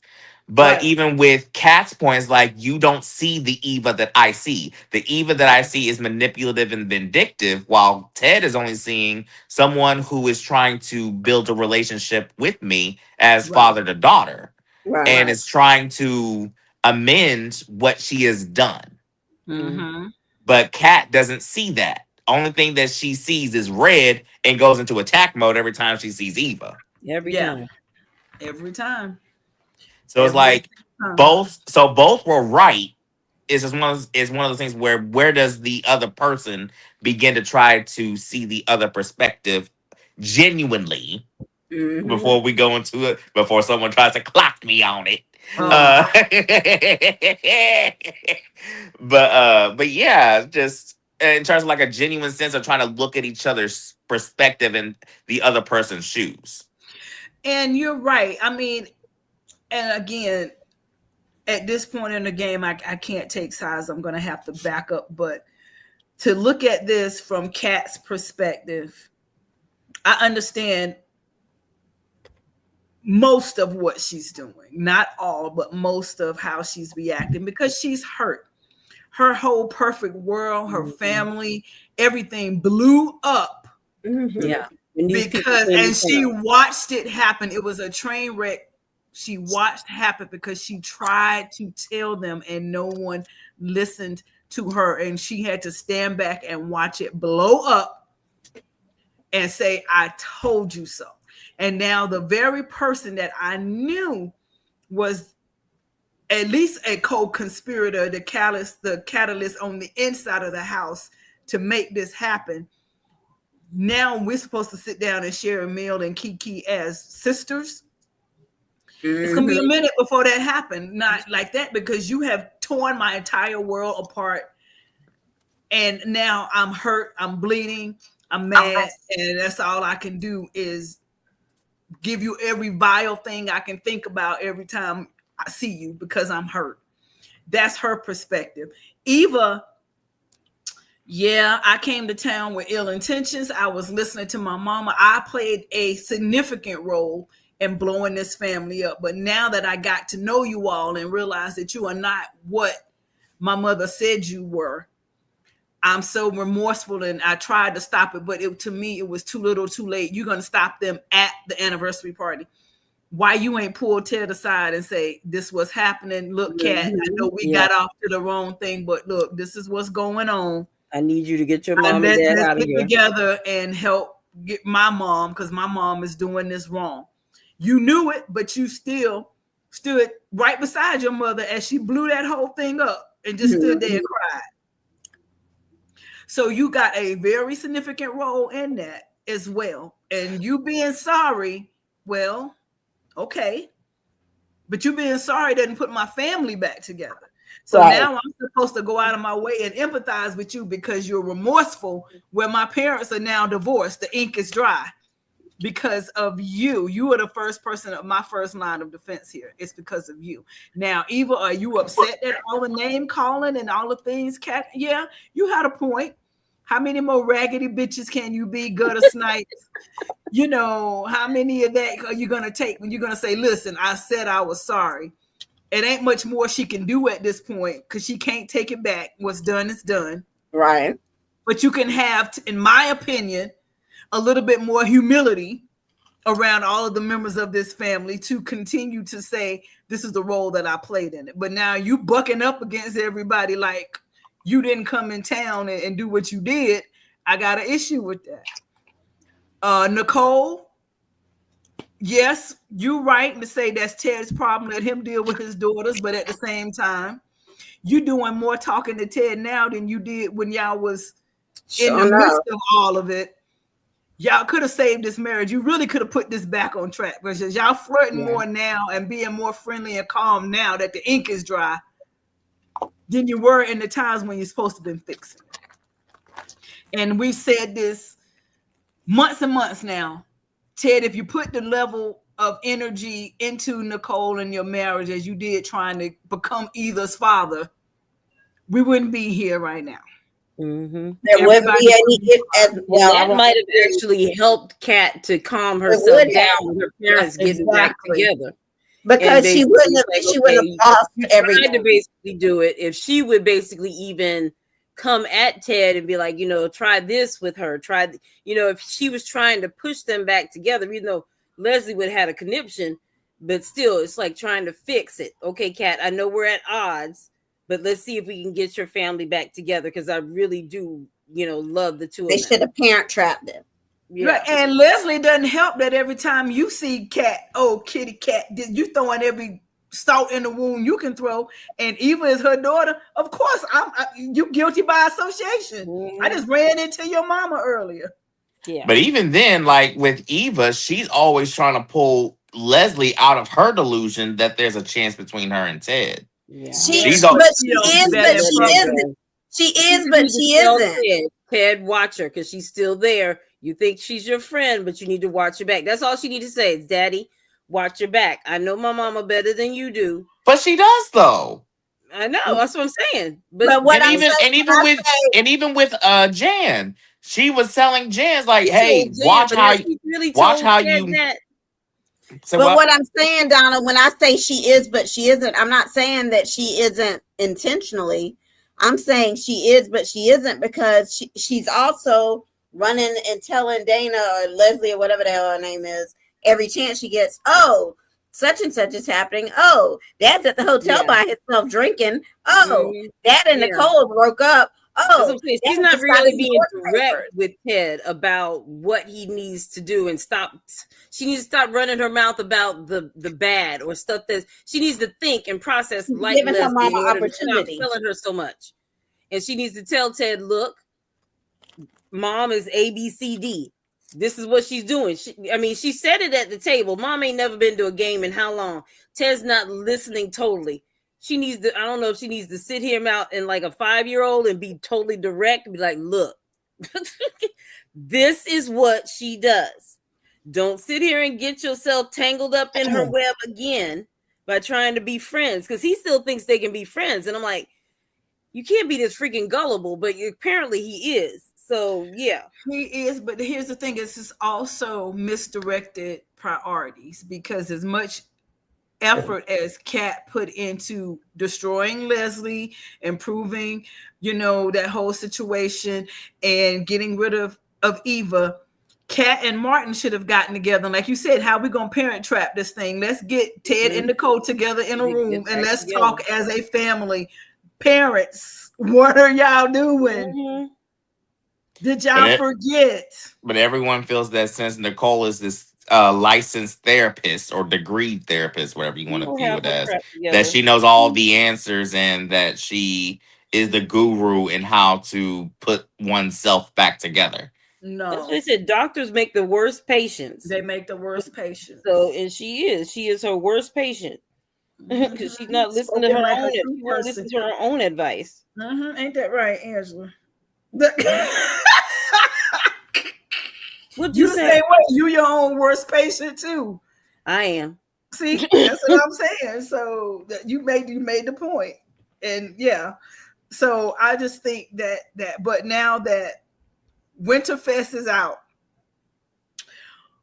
what role do y'all think? I want y'all to put it in the comments. I want y'all to put it in the comments to say what role y'all think Leslie should play in Winterfest. I'm gonna say Leslie should be the one to take out the trash. She should be over the janitorial staff at Winterfest. You think that's what they're gonna make her do? She will blow the place up. Giving her a role is to keep her from causing trouble, right? Mm-hmm. But then you ain't gonna see her if she taking over the trash. She is not about to take out no trash. She really you want her to blow up the place. What y'all think Leslie should do? Y'all put in the comments. I want to know what kind of role they gonna come up with for Leslie. They do not need to give her a microphone. God forbid. Are you sure? I don't think they would do that. I hope they would. Yes, I'm absolutely 100% sure. I think she'll get up there and tell me, and on behalf of my mother, I want to think this and this, and y'all put she was the original articulate, and they killed my mother, but I am here. No. And you know what? I low-key be here for it. I ain't gonna hold you. Because when she gets into her grandiose, over the top, old Hollywood speech dialect, I'm here for it. She can't have. She is hot. She is hilarious to me. When she answered that phone, Leslie Dana Thomas. How may I help you? Yes, she did. Anita's like, you know who this is. You know who this is. I was going to say Auntie Nita. Leslie is hilarious, but Leslie does not need a microphone. Absolutely not. Like, in all honesty, Anita should have just said, you know what? They have the. Unless she's gonna be in. No, she can't She be in charge of the catering. She need to be over catering or something. Make sure the food is right. No, because she gonna have some ghetto stuff in there. They ain't gonna be appreciating. No. Look, Anita was right. She's like the best way you can contribute to Winterfest this year is just being a sponsor. Just let us just Hey, Diane. No, she ain't gonna take out the trash, Diane. That ain't gonna work. She's not. But I'm just trying to say the wilder the better. Like, come up with something. Flowers, catering. They got a caterer. The fireworks. They already got somebody else to do the fireworks. Hey. By the way, the caterer is from Columbia, South Carolina. Yes. Oh, was she? Yes. It's what's her last name? But something Blacks. What is it? Leslie. Leslie. I think it's Leslie Blacks. I think is her name. She's from Columbia. She's got a restaurant or just catering? No, she played no, she's not a real caterer. She's an actress. She's an actress. Okay, I thought she got a real catering business. No. Played her. Just the actress is from Columbia. Leslie need to maybe sign the guest list. She need to be at the welcome table. Oh gosh, no. The welcome table? No. Then they give out the merch. She'll probably be trying to steal all the stuff. She can work with Danny for the auction and hand the pieces off when the people. You trying to get Danny a case? Danny gonna catch a case.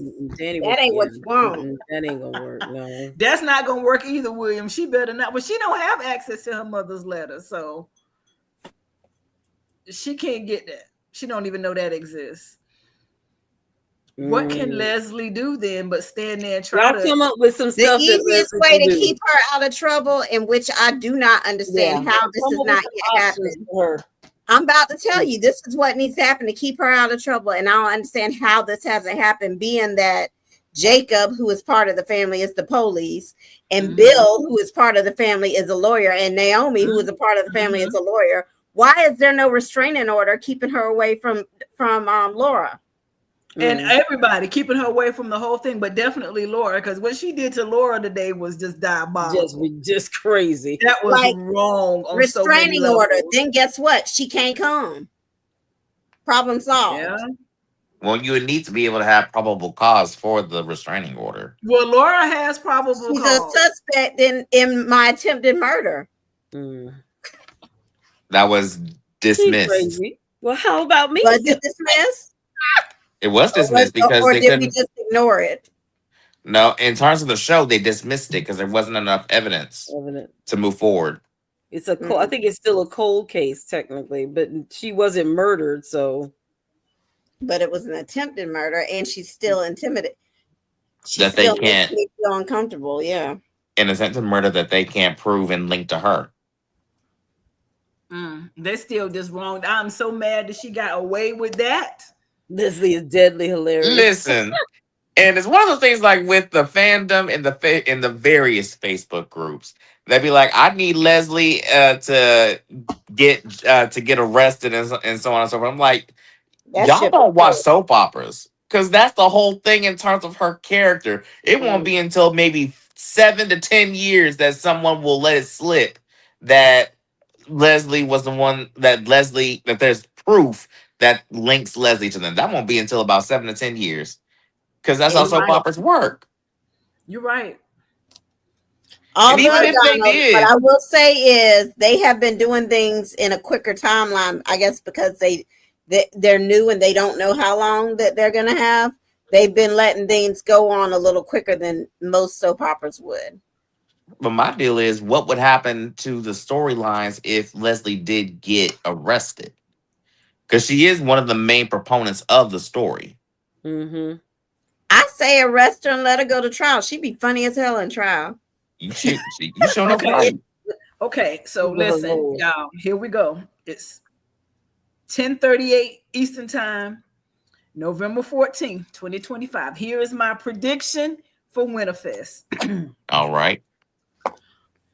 Vernon is going to be outed, and not in the way that he wants to be with whatever's going on with him and Sharon. It's not going to be the simple surprise we're thinking. Number 2, Haley going to slip and fall and drop that little vial she been poisoning Bill with floor. For everybody to see. A long time, but he's not. She drank the wrong cup. Right. Kat and Eva, they gonna tear it up. They gonna tear Winterfest down from shred to shred, from limb to limb. They gonna tear it up. All in the fall. And Ted and Nicole are gonna get back together. Those are my 4 predictions as what's going to happen at Winterfest. They're playing Winterfest up so much, it's going to be the culmination of all things. Something's going to happen at Winterfest, something very significant. Haley going to get busted with that vial. It's going to pop out because she always keeping it in a bra or in a pocket or something. She's always digging it out of her bra. Digging it. Like, for your husband can't keep his hands off you. How in the hell he ain't found that vial yet? He ain't found that vial yet. I don't understand. You know what? That's one thing I envy about you women. Y'all got pockets that are just naturally born. Look, right up underneath the top. That's true. That's where the mini bottles go. You got to go somewhere. That's where the mini bottles go. Yeah. Stick it right in the cleavage, right in the middle. Yep, right there. You ain't got to do the middle. You can lift it up and tuck it under. That's even more inconspicuous. I know that's right. Well, that's true too. But oh my gosh. Winterfest is gonna get set off, y'all. So that's what's gonna happen. Ted and Nicole gonna get back together potentially. Kat and Eva gonna fight. Kat and Eva gonna tear it apart. Haley's gonna get outed, and Vernon's gonna get outed. And now Leslie gonna get ticked off because she gonna see Nicole and Ted get back together. So she gonna throw a hissy fit, but that's about all Leslie gonna be able to do because it's gonna be too late by the time she catch on. She gonna be so starstruck and power struck with whatever they give her to do, because they'll probably give her a microphone, let her be front and center and just let her talk. She gonna be so blinded by the lights and everything that's what's gonna happen. Marvella, she didn't catch it, and you know how soap operas do. She walk in because we thought that Vanessa caught Joey talking, but she gonna say, Haley, what are you doing? What happened? She ain't catch her because her back was to her. If anything, she heard $10 million, and she gonna explain that away. Yeah, that's not gonna go down like that. That was too obvious for them to show that clip. She ain't catch it. She didn't catch her because her back was to her. She had, at that point, she had already put the vial away and was talking about the $10 million. That's the part she came in on, was $10 million. I'm convinced all of these characters have hearing problems because they don't never hear nothing. Nothing at all. And I'm nosy, and I know my husband get tired of me because I'd be like, who you talking to? and what I heard something about what they said now, what's going on? He'd be like, that's why your Spanish is getting better and better every day. Better and better, because now he used to could speak in Spanish and I wouldn't know a thing. Now I can pick up a whole lot of it and repeat at least 75% of his conversation. He'd be like, damn, I said, I told you I can understand. I can't speak it back, but I can understand. And see, in terms of unfaithful spouses, Vernon is gonna have to be 10 times careful than the normal person would, because Anita notices everything. Everything that smell. You smell like you Yes, she smell like a do. woman's perfume. Dang. She noticed the perfume. She noticed the cufflinks. Now, who pays attention to what cufflinks your man wear? But Vernon is slick though, because he comes up with I won't say a valid, but he makes a logical explanation for each one. I'm like, that's that politician in him. And just come up with that. I'm like, a part the dog of me is like, I low key want to be like you when I grow up, because let me go ahead and come up with something slick on the cuff like that. I mean, it's so smooth. He's never rattled. Oh, That's baby, that I politician. cycle through them from time politician to is time, but I smooth. always come back to my favorite. But I got to cycle through all the other ones I have from time to time. And then it's like, oh, that one woman that used to work in the Senate with me back in the day, and he's like, oh yeah, old dusty woman who was stuffy and always had an attitude. Yeah, she showed up in the bar, and I gave her a hug, but I guess the perfume was just a little too strong and just lingered a little bit. I'm like, you are slick. Yeah, because what that did was it covered his bases if it ever come out that he was there. Remember, I told you I ran into such and such. But then they're gonna say he was there with the woman, because she didn't act like she necessarily recognized who Sharon was. So he can say, I was there with a colleague or a constituent or somebody from Banneker. That's who I was meeting with. They're not gonna say, because she didn't approach her as, oh, it's an articulate, let me get your autograph. So I don't think she placed her. So Vernon's slick tongue. He's Sweet Willie now. Slick back. William, I don't want Ted with Shanice. That's a ship I do not support. But I did catch the flirts.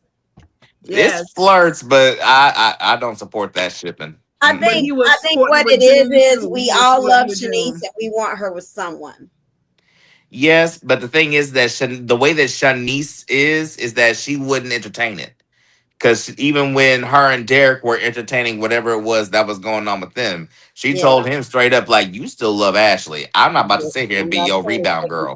Exactly. Point blank. I agree. I'm going to name Vernon a pimp named Sweetback. I am hollering. Sweetback? Oh, God. You don't watch the Boondocks, do you? Angela, you don't watch the Boondocks? I've watched it some. I do remember that name. I'm like, should have named it Sweetback. No, it's a pimp named Sweetback. You got to say the whole thing. It ain't Sweetback. A pimp named Sweetback. Can I just call you Sweetback for short? No. It's a pimp named Sweetback. That's Vernon. That's Vernon. Oh my gosh. We're gonna find somebody new gonna come for Shanice, and she need her own man that hadn't been cycled through. Isaiah, I don't know who I want. Ain't seen Isaiah yet. I want him with her. They got everybody with Isaiah. They got Eva, they got Kat, they got because there's only how many eligible men. That's why they didn't try today. They tried to put him with Crashley. Damn, Haley want him. They could bring back that other fireman that was helping Derek. Haley, yeah. Now you know what? I actually might be here for that. Other fireman. The other fireman. Yeah. What was his name? Quellen, something.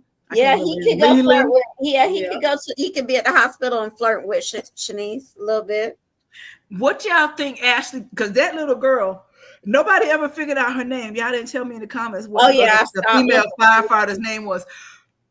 If they ever get together, and I think it was too steamy for them to leave it alone, what is Ashley going to do when she see Derek with crash out? If she see Derek with the other fire, and Keisha, that's gonna piss me off, because you gonna sit there and just kick the man out after you done found out he can at least stand. Somebody else. And then now you're gonna be mad because he entertained somebody. I knew it was something like a L. Leela is Liam. Yes. So what's the girl's name? Type in the girl's name if you remember what her name was. But I'm here for the new character. Shout out to Beyond the Gates and the casting department for not only giving us a new set, but 3 new characters. You just haven't called me yet, and I'm still waiting for my call. You got to audition, Call baby. back, man. Get your call back. Tell me when and where I need to audition. I'll send something. If I just told my husband yesterday, I said, if I was still in Atlanta, I would have been all over Fairmont Crest, just like I was all over Tyler Perry's set and all over what was the show? Now I don't even remember the daggone show that I was on. What was it? How I forget that? The one with the family, and it was one of the earlier Tyler Perry's. Anyway, I'll think of it. Oh, wow! See, because you were saying it, and I was thinking Family Affair, but that's not it. No. It was one of the earlier ones that I did frequently. Dang, I would have been all over Fairmont Crest. I would have seen me at the country club sipping. I'd have been at Uptown. I'd have been doing it up if I was still there. I hate that. Well, for that reason, I moved. That's the only reason. But hey, Allie. But well, hello, Allie. Yeah, Allie, but anyway, you saw it today. What was the other firewoman's name? Let me look this up.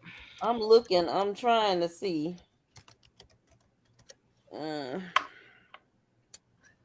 What I do know is that if Derek and old girl get together, it's gonna be quick, and he gonna get hitched and move on, and she gonna feel dumb. You think so? Dumb and lonely.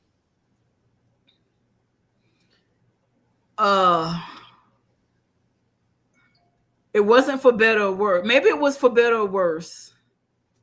It's not for. I think it was for better or worse. Yeah. No. I think no. That's the one with the have and have nots. It was the have and have nots. It was have and have nots. Better or worse is the one with Angela and have and have nots is the one. I cannot find her. That's the one I want them to bring back. Is the for better or worse. Yeah, they kept calling us something. We were so caught up in them kissing, we forgot the name because he mentioned her name. We have to go back and watch it. But with that, are we ready for the church announcements? Yeah. All right, hold on then.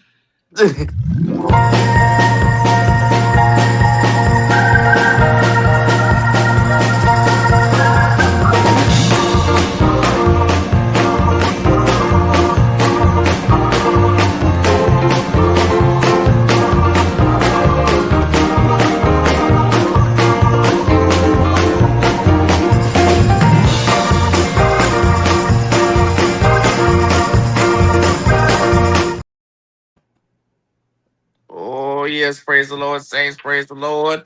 We have reached the part of our program where we are getting ready to hear our church announcements over at Fairmont Crest CME Church. The church announcements are short on today.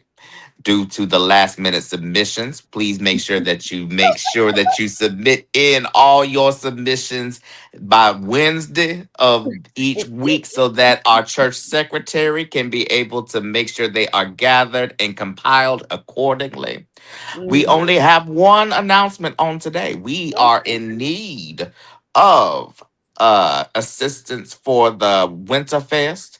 Our good old sister Leslie Thomas. She is working tirelessly to obtain and secure some sponsorships. She needs help with the decorations. She needs help in terms of vendors. We want to make this a big old celebration for this 2025 year and close it out just as well as it started. So please, if you would like to make a contribution, whether it's in love, whether it's in elbow grease, or whether you just want to be able to say, good sister, I am here to wish you all the best of luck in this endeavor. Please see Sister Thomas. And always remember that we are a community of love, acceptance, and inclusivity, and that we respect one another as God respects and loves the church. So please keep all dialogue, interactions, and communications respectful and in good spirits. And always remember that false prophets are always trying to break through these gates, but our good sister Ursula is always at the helm and at the front of the gates, making sure that these false prophets do not enter. Now, the devil may try and slip through a time or two, but the good Lord on Ursula's side is able to snatch them in their crossways and is able to just make sure that they get back to the pits of musty hell where they will be for all eternity. These are your church announcements. Govern yourselves accordingly. And I turn the services back over to Sister Ursula. Well, I But think Donald, I do have one more. announcement. I do have one more that just came through. Mm. We do have a date set for the annual father-daughter dance hosted by none other than Dr. Ted Richardson. Usually it's co-hosted with him and his daughter Kat Richardson, but this year it will also be co-hosted with his other daughter, Eva Thomas. So well, praise the Lord. Very Praise the Lord. interesting father-daughter dance this year. Mm-hmm. And there is another announcement just to piggyback on what Brother Donald said about our false prophets. If you are in the group, you may have noticed some structural changes. And the reason that is so that we can keep those people out. So if you're asking, it's telling you that you have some posts that may have been declined or haven't been pending yet. They maybe have been thinking that it's caught up for spam. So give me just a moment. But also, you have to have your comments approved now, at least your first ones, to make sure that you are governing yourselves accordingly in the group. So I have to go in and approve your comments. So if you haven't posted in a while since the change or commented since the change, and you're wondering why you don't see your comments automatically, it's because I have to approve them. And also the membership. Our membership is growing, but now you have to answer membership questions and agree to the rules of our community. If you do not do so, your membership will be declined. I try to be nice and decline with feedback and let you know what you need to fix so you can come on in. But those of you who do not, you're not getting in.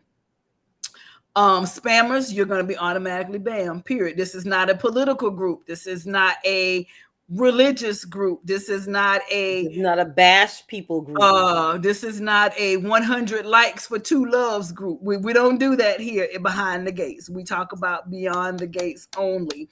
Also, there is a group, not a chat anymore. It's a message board. There's a main message board, and then there is the Fairmont Crest Gentlemen's Club message board. Ladies, stay off the gentlemen's chat, please. I say it repeatedly, and some of you I remove and you come back. I remove you and you come back again. If y'all check your DMs, I try to tell you why I have removed you. I am not ruthless, and y'all don't have to fight against me so hard that y'all fighting to get in this main thing. We bind it in the name. It's for men only. Y'all can say what you need to say in the main chat. It's for men only. If you want your own space, hit me up in the DMs the way the men did and give me a suggestion for a chat, and I will gladly oblige you. But stay out of the men's chat. Please, ladies, please. Y'all making me work harder than I need to, and I shouldn't have to go in there removing with ladies every day. If you go in there and you see my name, I am the administrator. I'm not reading or interacting in their chat. That is just for them. I am just there to remove you all. So don't say there's a woman in the chat and I'm going to be the second, third, and fifth woman. I'm only there for administrative purposes only. So ladies, again, stay off that main chat. Okay? All right. Good. Wonderful. All right. Where we at?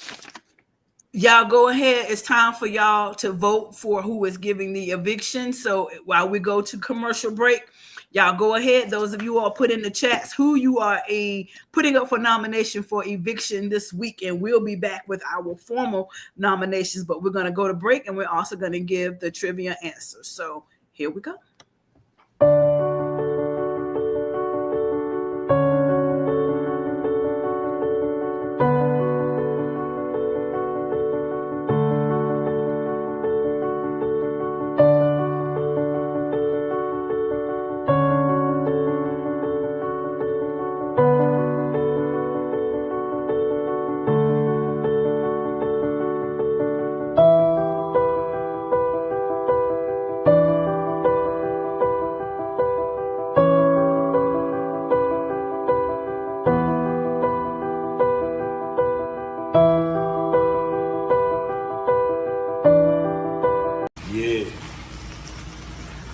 finished with you.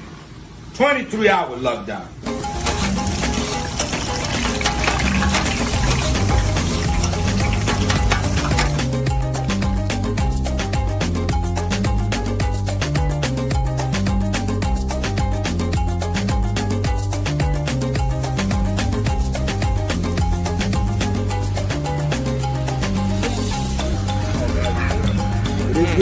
Very good. Oh, yeah.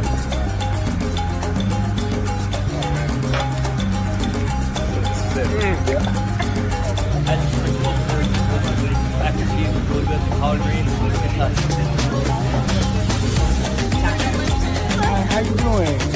How are you? Best empanadas. Oh yeah? You guys like it?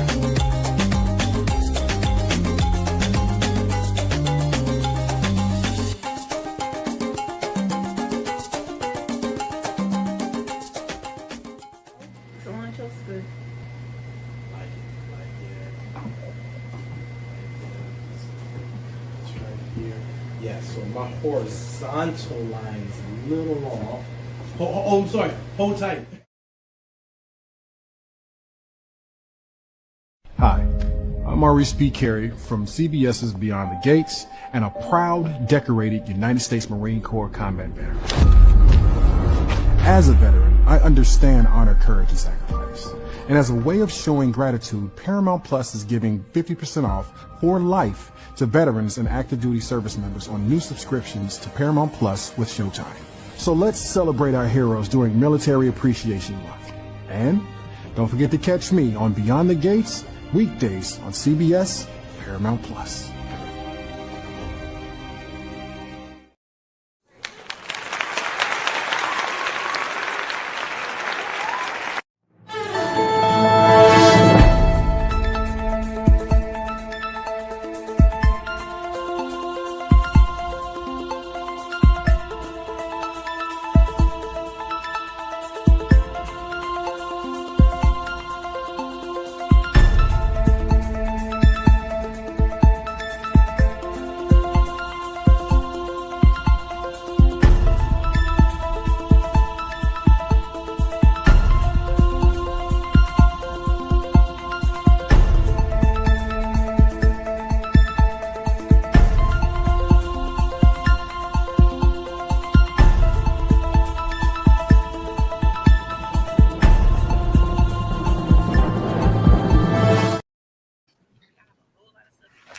Okay, Angela, so let us know who got the answers right.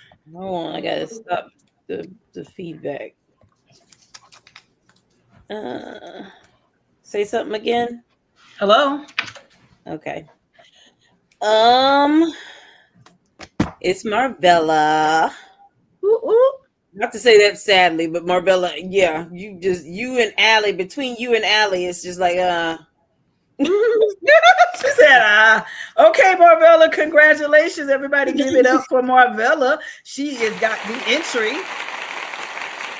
into the Procter & Gamble basket. So you see, you have gone into, look at all those entries, y'all. wow. Dang. That's good.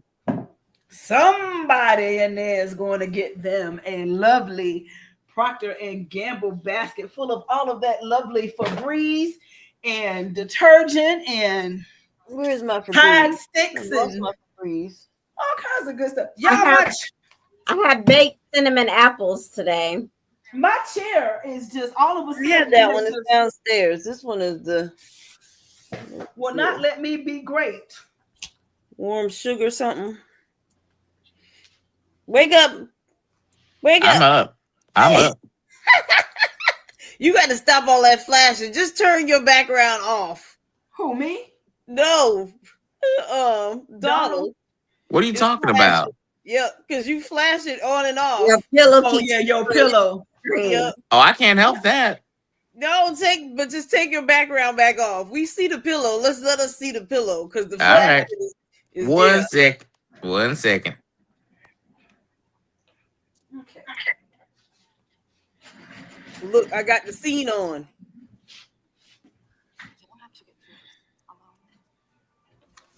Okay. For some reason, my desk chair just wanted to set me down in the floor. There it is right there. Uh-huh. That was Some- a good one. Allie said her name is Cheryl. I know that's I've been on here trying to find her, but I can't find that real name. I know I have been too, but that's all I got. I've been up here looking this whole time. I can't those two had to have dated before. Someone posted in the comments or in the chat saying William that. Jordan said they had to have. Yeah, because they couldn't have. Because the fact that she was able to roll up on Derek and be able to plant one and then it go to the couch. No, y'all had to have had history before Ashley, and Derek probably chose Ashley over her. Waiting with the boxes. Remember, wasn't he supposed to be waiting in the truck? Well, I don't know about that. The other guy, Liam. Oh, you mean Liam? Oh, maybe. No, I think he was loading the chair into his truck. No, they did that already. They said the chair is loaded up. Oh yeah, take he left. No, he left. He said, out. "I'll see you at the fire station." He left because they drove separate. They drove separate cars, Yeah. so he left. Yeah, and that's he how did she leave. ended That's up right. pointing him. He left. That's why that happened.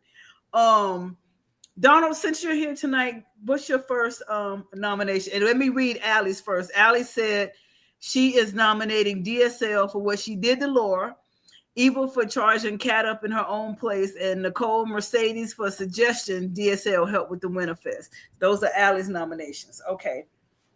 I think I'm gonna go with Naomi this week. Okay. I'm gonna go with Naomi this week because you're starting to enter the territory of Nicole where you're feeling like you can't be touched because of your profession. It's giving that you think that because you're a lawyer or that you are Can't be wrong.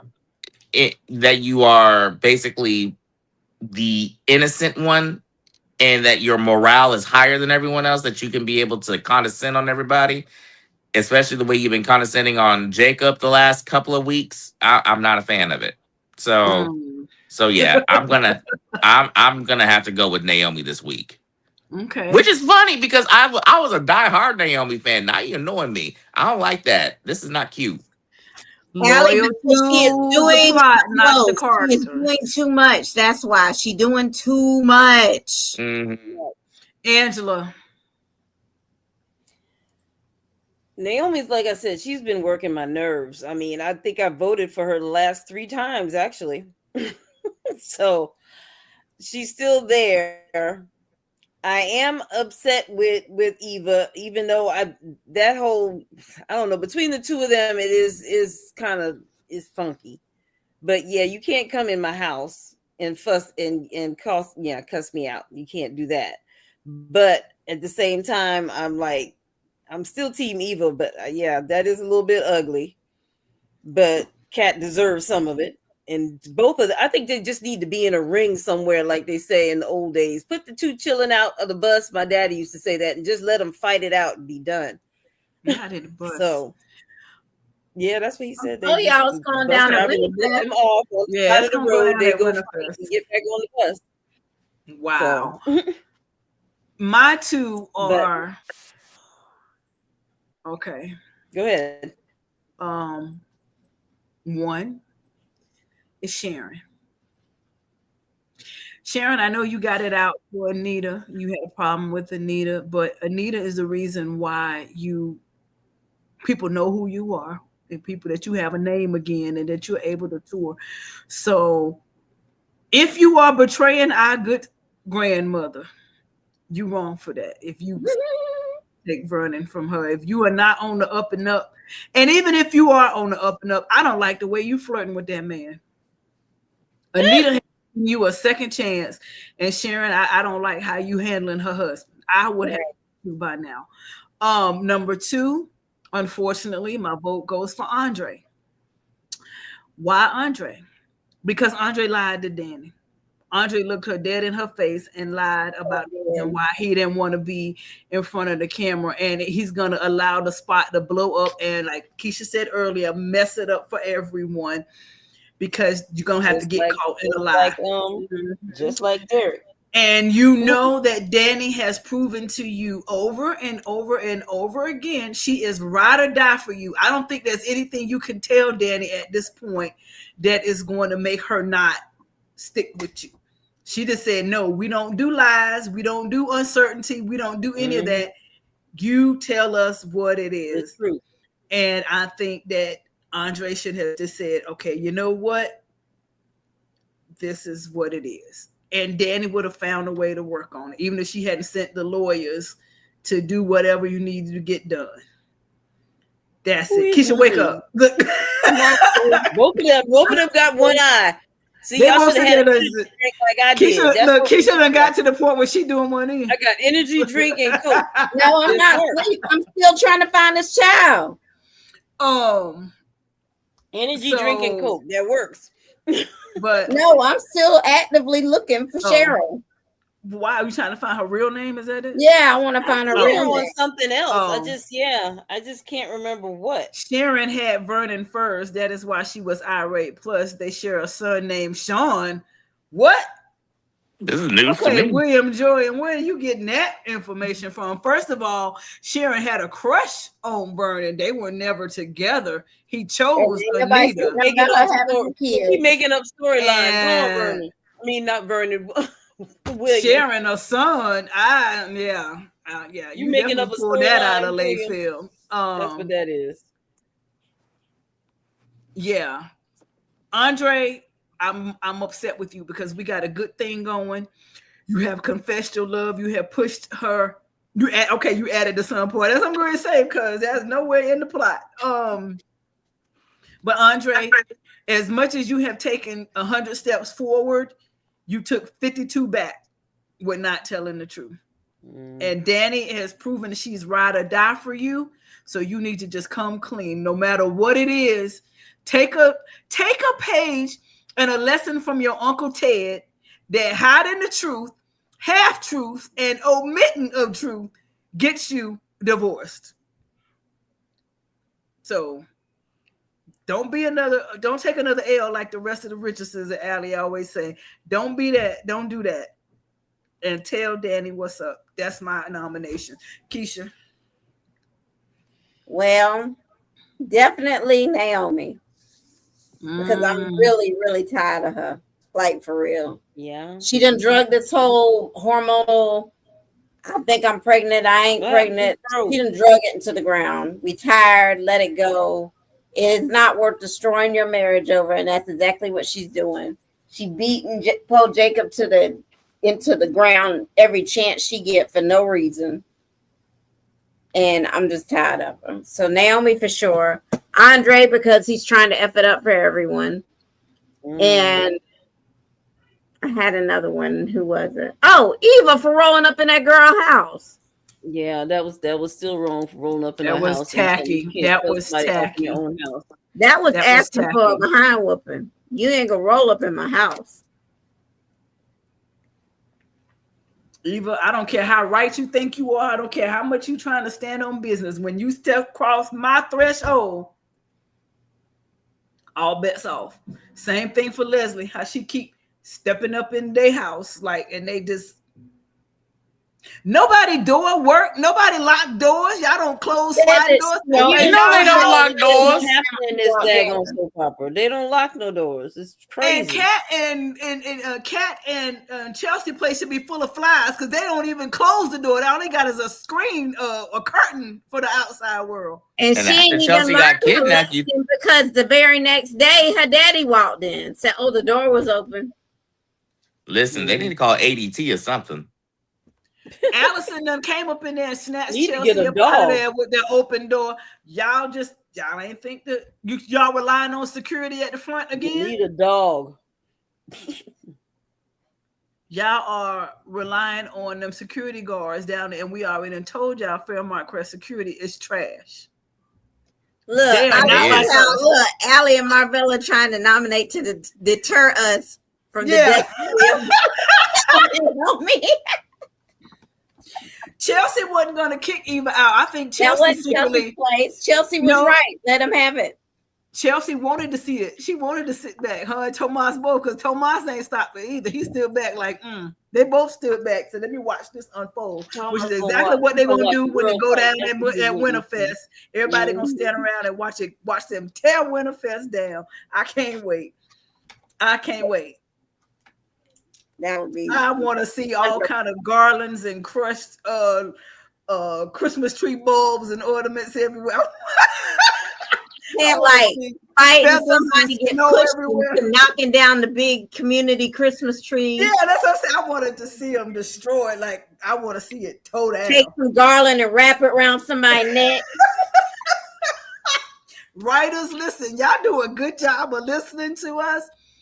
Y'all need to go on it right there. And Alex, I feel like we are watching the same show. Oh, we're watching the same show. You just watching it with blinders on. No, seriously, Allie, let's give you a moment because we know that Mimi is your girl and you are overseeing the renovations, which should be almost finished. But being that we got a new cafe, now the crew can work on Naomi's office. But why is your girl flipping out every chance she get, running her marriage into the ground, being so self-righteous, and then throwing digs about she don't keep secrets? Alice, she hadn't told her daddy about Haley. She hadn't told her mother that her father is having her new husband investigated. She hadn't told Jacob that Ashley still had feelings for Andre. We know she didn't tell her husband about what's going on with the Duprees. So that's 4 secrets right there that she has not divulged, but she is steady. She is throwing the rock and hiding her hand and calling the kettle black. So you being her biggest ally, which we love that for her because she has a fan base. You being her number one, give an explanation and an official statement from the law offices of NHH as to what Naomi's problem is. And we'll give you the floor for just a second. I think she is, because she done went cuckoo for Cocoa Puffs. Yeah, she is. She lost her mind. She's definitely lost her mind. And we already gave her the raise the feminism flag and stand up for womanhood nod. We did that earlier. We gave her that. We did. We said that her and Ashley need to start the She Woman Man Haters Club. Exactly. But that's what they're doing. But I think what she's doing to Jacob in the meantime is a travesty. Yeah, she didn't leave Jacob alone for real. Naomi told him at the table, did you tell her that you still having her investigated? When he was talking about the work trip and then he found out they were going to LA, she threw in the fact of what about you still having her investigated? So she said, yeah, I know about that. So she said that today at lunch or dinner, whatever they was at the country club. Go back and watch it. She said, you're having her investigated, the private investigator. She did. She's going through some things. We're working on it. But DSL is attempted murder. She attempted murder months ago, back in February. We're in November now. She is just trying to divert attention off of Naomi. Your Honor, I object to the argument of the plaintiff. She is just trying to create a diversion. Sustain. Allie, you are overruled. Yeah. It's her trauma and blames herself. We all got trauma. That trauma is not an excuse to be a bitch for no reason. She's just going through it. She does need therapy. She definitely needs therapy, but not from her auntie. You are right about that. Okay. Go ahead, D. You are right about that. Absolutely. She does need therapy. Have we done trivia answers? Yes, we did trivia answers already, Marvella. You won. You must have been out there when you said that you won the entry into the basket. We put it in and all of that. So you must have stepped away. Yeah, we already did. I think that's right. I think Naomi wants Jacob to basically call it out so she doesn't have to. Yeah, that's exactly. Yeah, she want to treat him so bad that you make him break up with you. And that's a classic move because you don't want to say, I'm divorcing him because he wants a baby. And they're going to say, well, did he tell you Did he tell you he wanted a baby? Did he push it further? Well, no. Okay, so all of this is in your imagination. So she want to treat him so horribly that she say he walked away from me. He left me. Yep. No, I agree.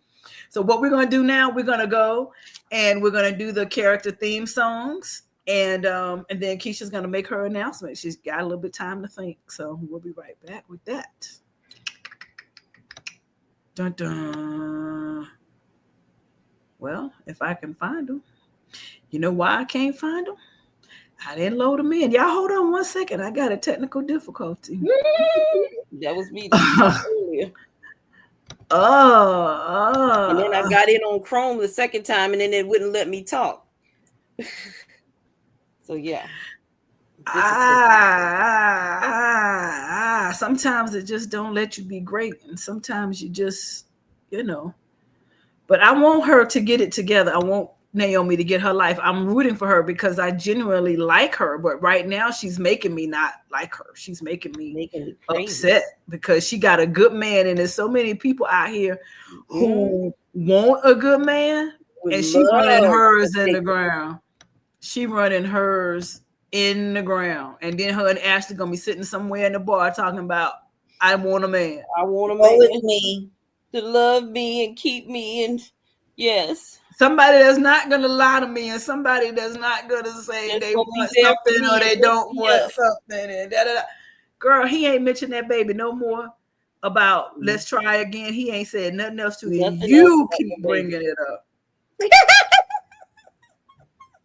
He's just sending you an uptown gift card.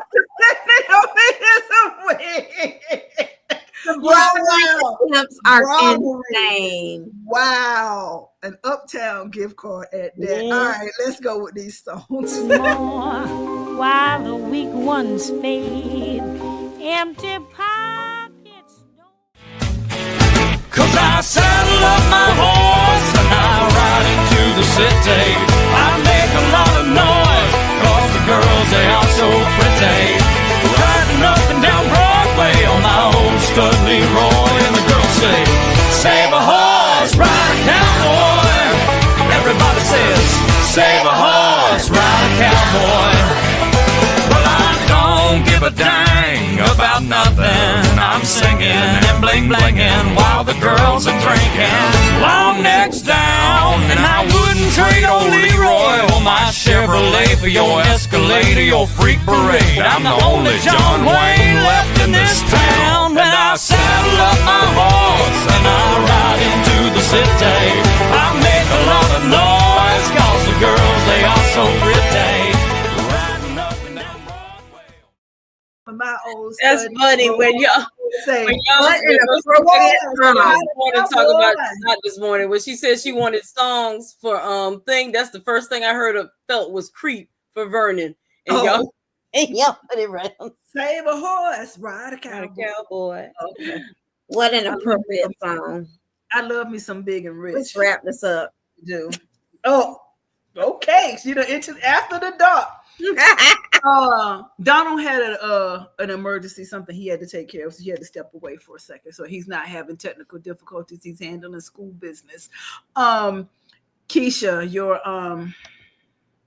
your exit. Are you ready to make your announcement? Mm-hmm. All right.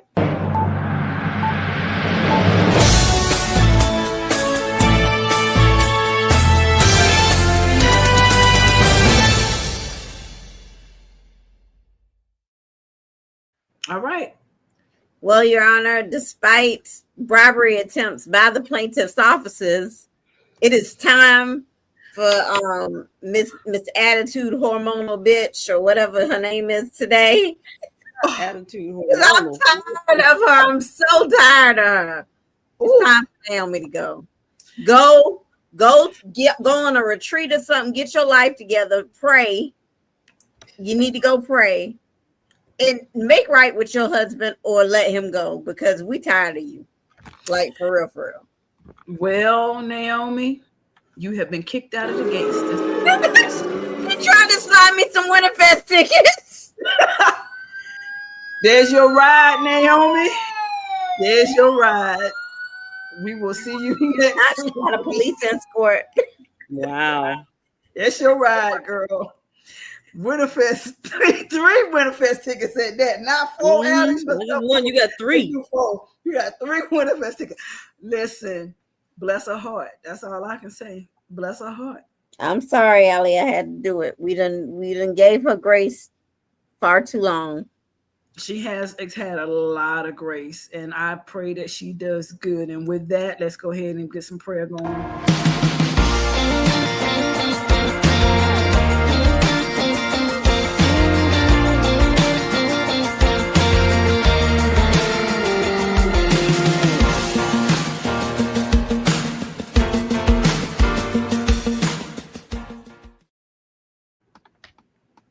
I don't know why that keeps doing that. Oh, my heart just dropped right quick, y'all. This has nothing to do with Fairmont Crest. I just happened to look, and my phone came up with these pictures of Halle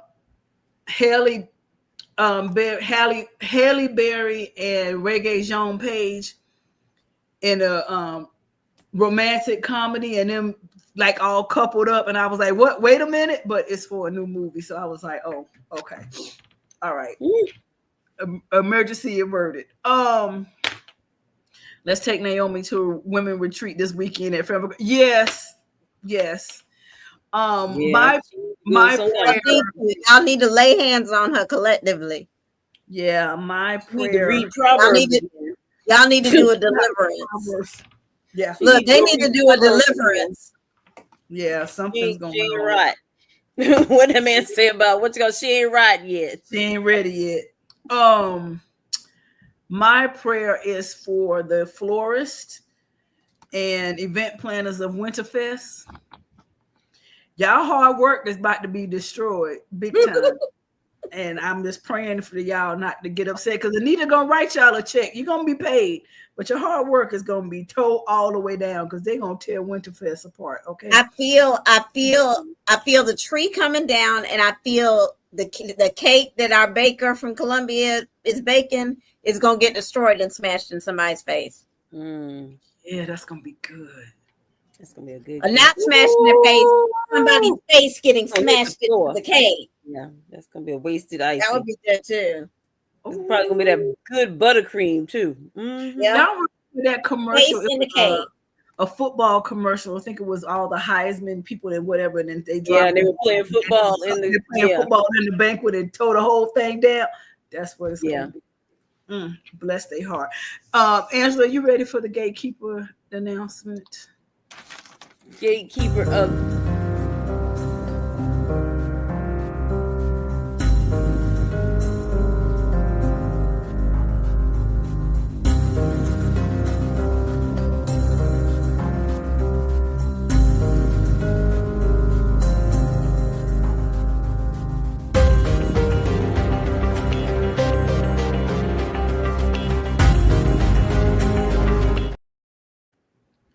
Okay, now go. Do y'all have 2 screens though? Huh? I have 2 set, like one big screen that we're usually on. And the little screen is showing you on the side. That is the new Mars feature, and it's showing you what it looks like if somebody wanted to watch from a vertical angle. But that's the part that's giving me the double feedback. Because just to see it's not on there. You can hit the button and hide it. Hit the little blue button under to hide it. There's a little blue button. Is there no audio coming off of that? No, it's just a view. So I don't think that's definitely every time you play a video or some music, we definitely get feedback on it on our end. Because I don't see a button to hide it or do anything. I have to do a middle thing. It says picture in picture, and then I can mute it, but that's it. But anyway, that's neither here. We'll do that later. All right, the gatekeeper of the week, according to my paper. No, I'm just kidding. Is Loretta Eldrin. No, that was last week. Yes. So we're doing the one that I basically got the wrong show order. The one that I sent you, right? Yeah. Yeah, Lennon Jones. Thank you. For some reason, well, I asked my husband to get me the show order. This is the one he brought me. That's from last week.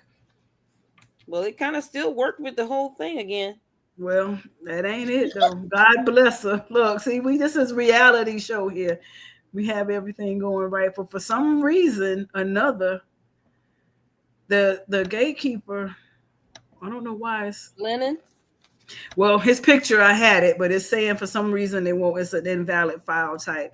But y'all give it up for Mr. Lennon Jones, who is our gatekeeper of the week. Yay! So shout out to him, and we'll put his picture up in the group. I don't know why. It's cold in here. God bless you. Up and you look nice and cozy. I see that. You just need a behind me chair. You just need a nice Papa San chair. You just be bundled up right there. Girl, I got me some hot there's a chocolate. big window behind me, so it's cool by this window. I'm gonna get some blackout curtains. Praying for Sharon. If her intentions are no good with Vernon, Anita will snatch that $15.99. Yes, she will. Ooh, yes, $15.99. $15.99. I ain't never seen a wig that was $15.99. But if you're saying that's how much, that's how much it is. I am praying for Sharon. Because Sharon wrong for that. Sharon is definitely wrong for what she got going on. I hope it's nothing really. Yeah. I pray that it's nothing. I pray that granddad is not involved. Be nice for Anita. Anything, but Sharon, if you got ulterior motives in what you are doing, because I still, no matter what, at the end of the day, I do not like the level of flirtation she's doing, whatever she's doing. I do not like it at all. She being way too friendly and familiar with Vernon. I agree. So regardless of what it is, she's doing too much. Come back to the hotel and let me show you what I mean. What you talking about? You left your cufflinks on the dresser. For what reason did Vernon have to take his cufflinks off in the shirt? That's what I'm saying. That's you ain't gonna take your throat is up here. Your mouth is up here. You don't need to take this off to exercise this right here. Isn't she a voice teacher though? I think that's what it is. That's fine. What does it have to do with his cufflinks? I hope she is. I know he had to take the jacket off and get comfortable. And I hope this jacket is not attached to the cufflinks. If you look. If I can't sing, I'm talking. If my tie, I'm gonna do. If I need to get comfortable, I'm gonna do this so I can speak. I let my tie be loosened tonight so I could speak to the people. That's all Vernon needed to do. He ain't need to take no cufflinks and get comfortable and leave no cufflinks nowhere. And them good cufflinks that Anita bought too, what they doing on the dresser, and you scared they got swept up in the housekeeping vacuum. Vernon, how was you going to explain that one if they had? That's what I'm interested in. And Keisha, performer of the week. That made me mad. Let's see. I think I'm gonna give it to Ted. Although it's too little too late, I think his speech with Kat was really moving. Mm-hmm. Okay, I can give him that, y'all. Mr. Keith Robinson aka Ted Richardson, has gotten the honor from BTG of being performer of the week. I have to look up that other song. You said he's got one with Nicole and one with Leslie. Yeah, the new video of Weird Love or Strange Love or something love. He got Leslie in the video. So he had Nicole for Forever Bang, and this new one he's got Trisha Mann Grant as his co-star. So Lord. She may be adding training on the treadmill to make sure you aren't tired. Allie, girl, you be working it out for Granddad and Naomi. I'll give it to you. You trying. I give it to you, Allie. You are trying. You're trying that one. You're reaching. You're trying harder than they are. You're reaching, but you're trying. I give you an A for effort. Final thoughts, ladies. Angela, what's your final thought? I am hoping Naomi can get herself together and stop being such a bee. I am hoping Anita does not kill Vernon before Winterfest. I am praying for we ain't seen nothing from Samantha, but I pray Samantha gets her head together because she due for another act up. So no, I think they're good now ever since her conversation with June. I don't know, because she still thinks that boy is her butter, and yeah, and I'm like, she So still still. hadn't turned off from him, so she's still gonna try it, I think. But who else? Anita, Nicole, I'm so tired of her too. So, but it seems that they are getting closer now that they are divorced, which sometimes happens. So we'll see what happens with that.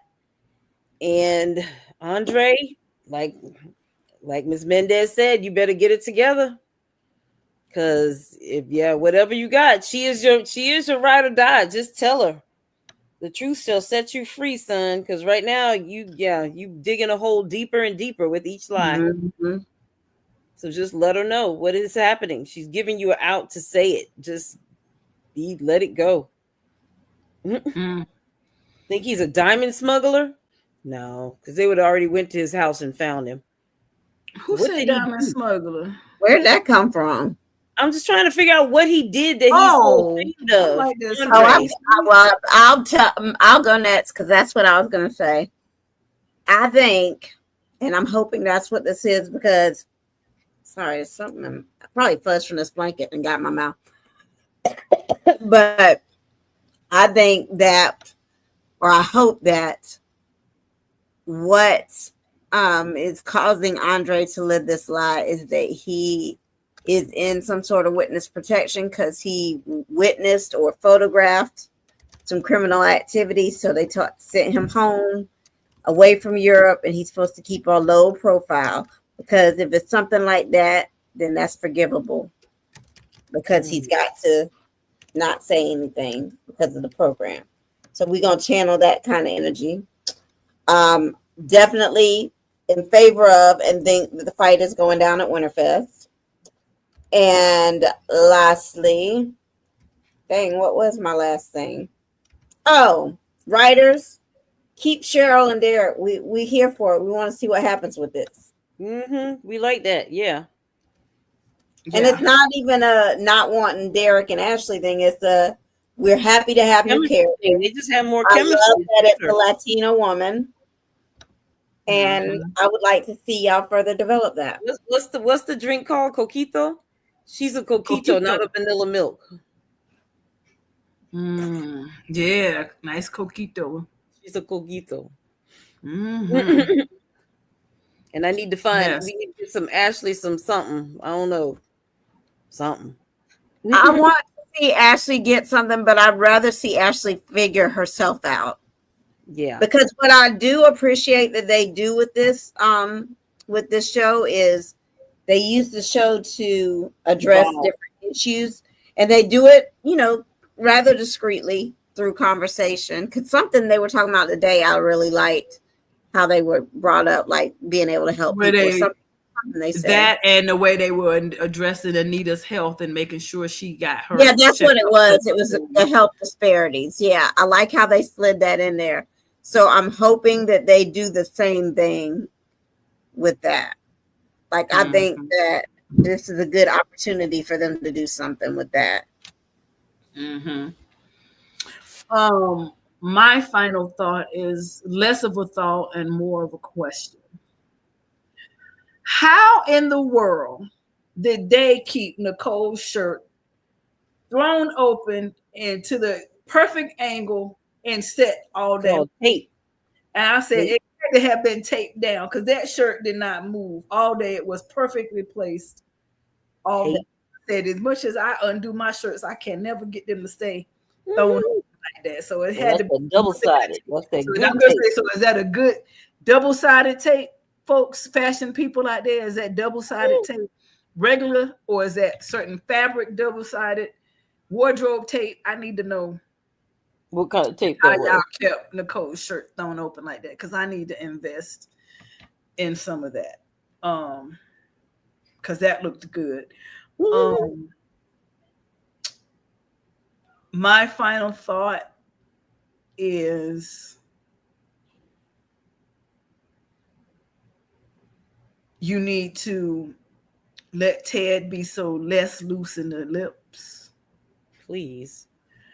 And Anita, I don't understand why you so flabbergasted and pearl clutching about Leslie wanting to be a part of this event when you made it about Barbara, which is her mother, and Laura told you she's going to want to be involved, and you said, I'll think of it later. And the fact that you didn't revisit it and think that she wasn't going to come around, and the reason that you are ill prepared now is baffling to me. Because you said, I'll think of it. And have you been so busy that you didn't think of it? Did you just think Leslie was going to go away when you were honoring her mother? Now you're in a pickle and you have to think fast, which doesn't make sense to me because you had weeks to do it. At this point, if the restraining order isn't working, you're gonna have to let Leslie be the greeter. She wants to be seen. She wants everybody to see her. She's gonna wear a pretty white, sparkly dress. Let her be the door greeter to greet everybody to come in. Or maybe the high roller room for the sponsors. Let her be the sponsor host or something that will keep her occupied. I don't know what you're gonna do. Speaking of high rollers, before we dismiss for the evening, one subject. Vanessa. Yes. Mm-hmm. Because I know we mentioned that she may be playing both sides to try to expose Joey. I feel more like that now. Yeah. After her interaction today. With her, her friend. And the fact that she sat down at the end and had that little smirk like, he loved me and now I'm in. I think she's avenging Doug. Yeah, I think that she definitely has an ulterior motive. She's trying to expose what really happened to her husband. And I like the way that she is promoting being conscious of your addiction and more direct in your attempts to avoid your addiction with the gambling addicts in the club. I like her makeup there. Yeah, it's nice and soft. It's nice and soft. She's very pretty. Also, speaking of money, how much money does Leslie have? Because she building a sports complex. She done tore down the house. She building a new one. She paid for Mr. Lindquist's that's what Adina said. You know I'm not giving any more money, right? She said, I got it. She's talking about it just keeps coming. I thought it was one check every 6 months. That's what they originally said. And she only got $1 million. Leslie done ran through that million. So for real. What she got invested in. She must have got something. She said it's like an investment. Maybe she bought all of the condos. Now that would have been smart. She got the condos. All of the condos as a rental investment. She bought the house. She living in the hotel. She building a sports complex for Fairmont Crest. You just paid for Mr. Lindquist's surgery. You paying for Peach's health care. You're buying clothes. You bought your country club membership. You know, how far does $1 million go? Car. And is she paying taxes on it? Right. Yeah, Allie, we did talk about Haley and those drops and how she always got them up in her boob, and hopefully that during Winterfest she trip on a extension cord from the DJ booth and fall and the vial pop out her boobs or break or something, or somebody catch her putting it in the cup, because Naomi didn't catch her. She's gonna catch her more so on the phone, but she had that thing back, and we talked about why she always got it off in her boobs or somewhere crazy. Like, why you ain't even changed the vial to make it look like something? I mean, why it's still in this little dropper bottle? Like, you just not being inconspicuous at all. You couldn't be more at all. So go ahead and pour it all in the orange juice and just keep giving Bill orange juice. Just do something more than what you're doing, because you just, and poor Bill, he done had it in the soup. He got tea every time he turn around. It's supposed to be working by now. He's supposed to be feeling. I haven't seen any side effects of anything. Yeah, maybe Randy gave her something that wasn't. Maybe he said, because he didn't really down with her doing that anyway, just doing it regular. So maybe he just gave her a placebo. Oh, I think maybe he gave her something that's not working. Yeah, somebody said that before. They thought it was just water. Yeah, it's supposed to be slow acting, and she's talking about speeding it up, and she's been dropping all kind of drops in the man's super stuff. I think Randy I think Randy gave her the. I think he didn't give her the real deal. I think he gave her some olive oil or something. I really do. It should have worked by now, even if it so much as gave him a headache. Something should be going on by now. Oh. But anyway, y'all, thank y'all so much for coming and joining us tonight. We did not give y'all an after dark. It really wasn't nothing too spicy this week for us to go there. But we thank y'all for tuning in, for rocking with us this week. Next week looks going to be very promising, and we have all 5 days next week, I believe. So we don't have anything interrupting our Fremont Crest time. Leslie is a con artist, a pro con artist, talk their way through. They never use their own money, but she has been using her money though. And giving a lot of money away because she done bought Eva's apartment out. I don't think they're gonna make. You think they're gonna make that a part? I think she's gonna stay a force, but I don't think they're gonna let her run out of money. I don't know. I think this is just gonna be in there. I don't think because it's just like we said. We needed somebody with money that basically was on the other side, and that's Leslie. Well, the quote of the week is, "None of these people have money older than emancipation."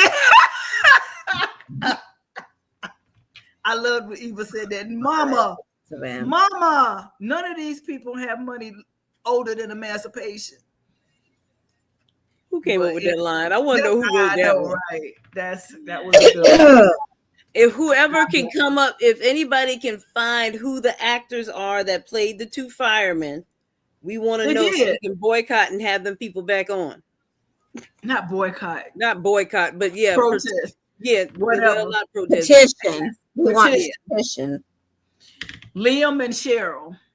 Yeah, but I think we're trying to find out who they are. I saw her on something. I just can't remember what. And it wasn't on. Hold on. I'm gonna tell y'all right now. Let me get this. Oh God, my eyes itching so bad. Remember on that Tyler Perry's Meet the Browns? Was she the girl, the Latino girl at the end of that, during the end seasons, that was messing with was that today's episode or yesterday's episode? Yesterday. Where my eye drops go? You just put them in. I know, and now I can't see them. I wonder if they fell on the floor, maybe. I gotta go take some Zyrtec or something because my eyes are itching like crazy. Well, it's that time of year. Yeah, I know. But yeah, if y'all find their names, put them in the chat for us so we can know who they are. We want to look them up some more. Her name. Hold on.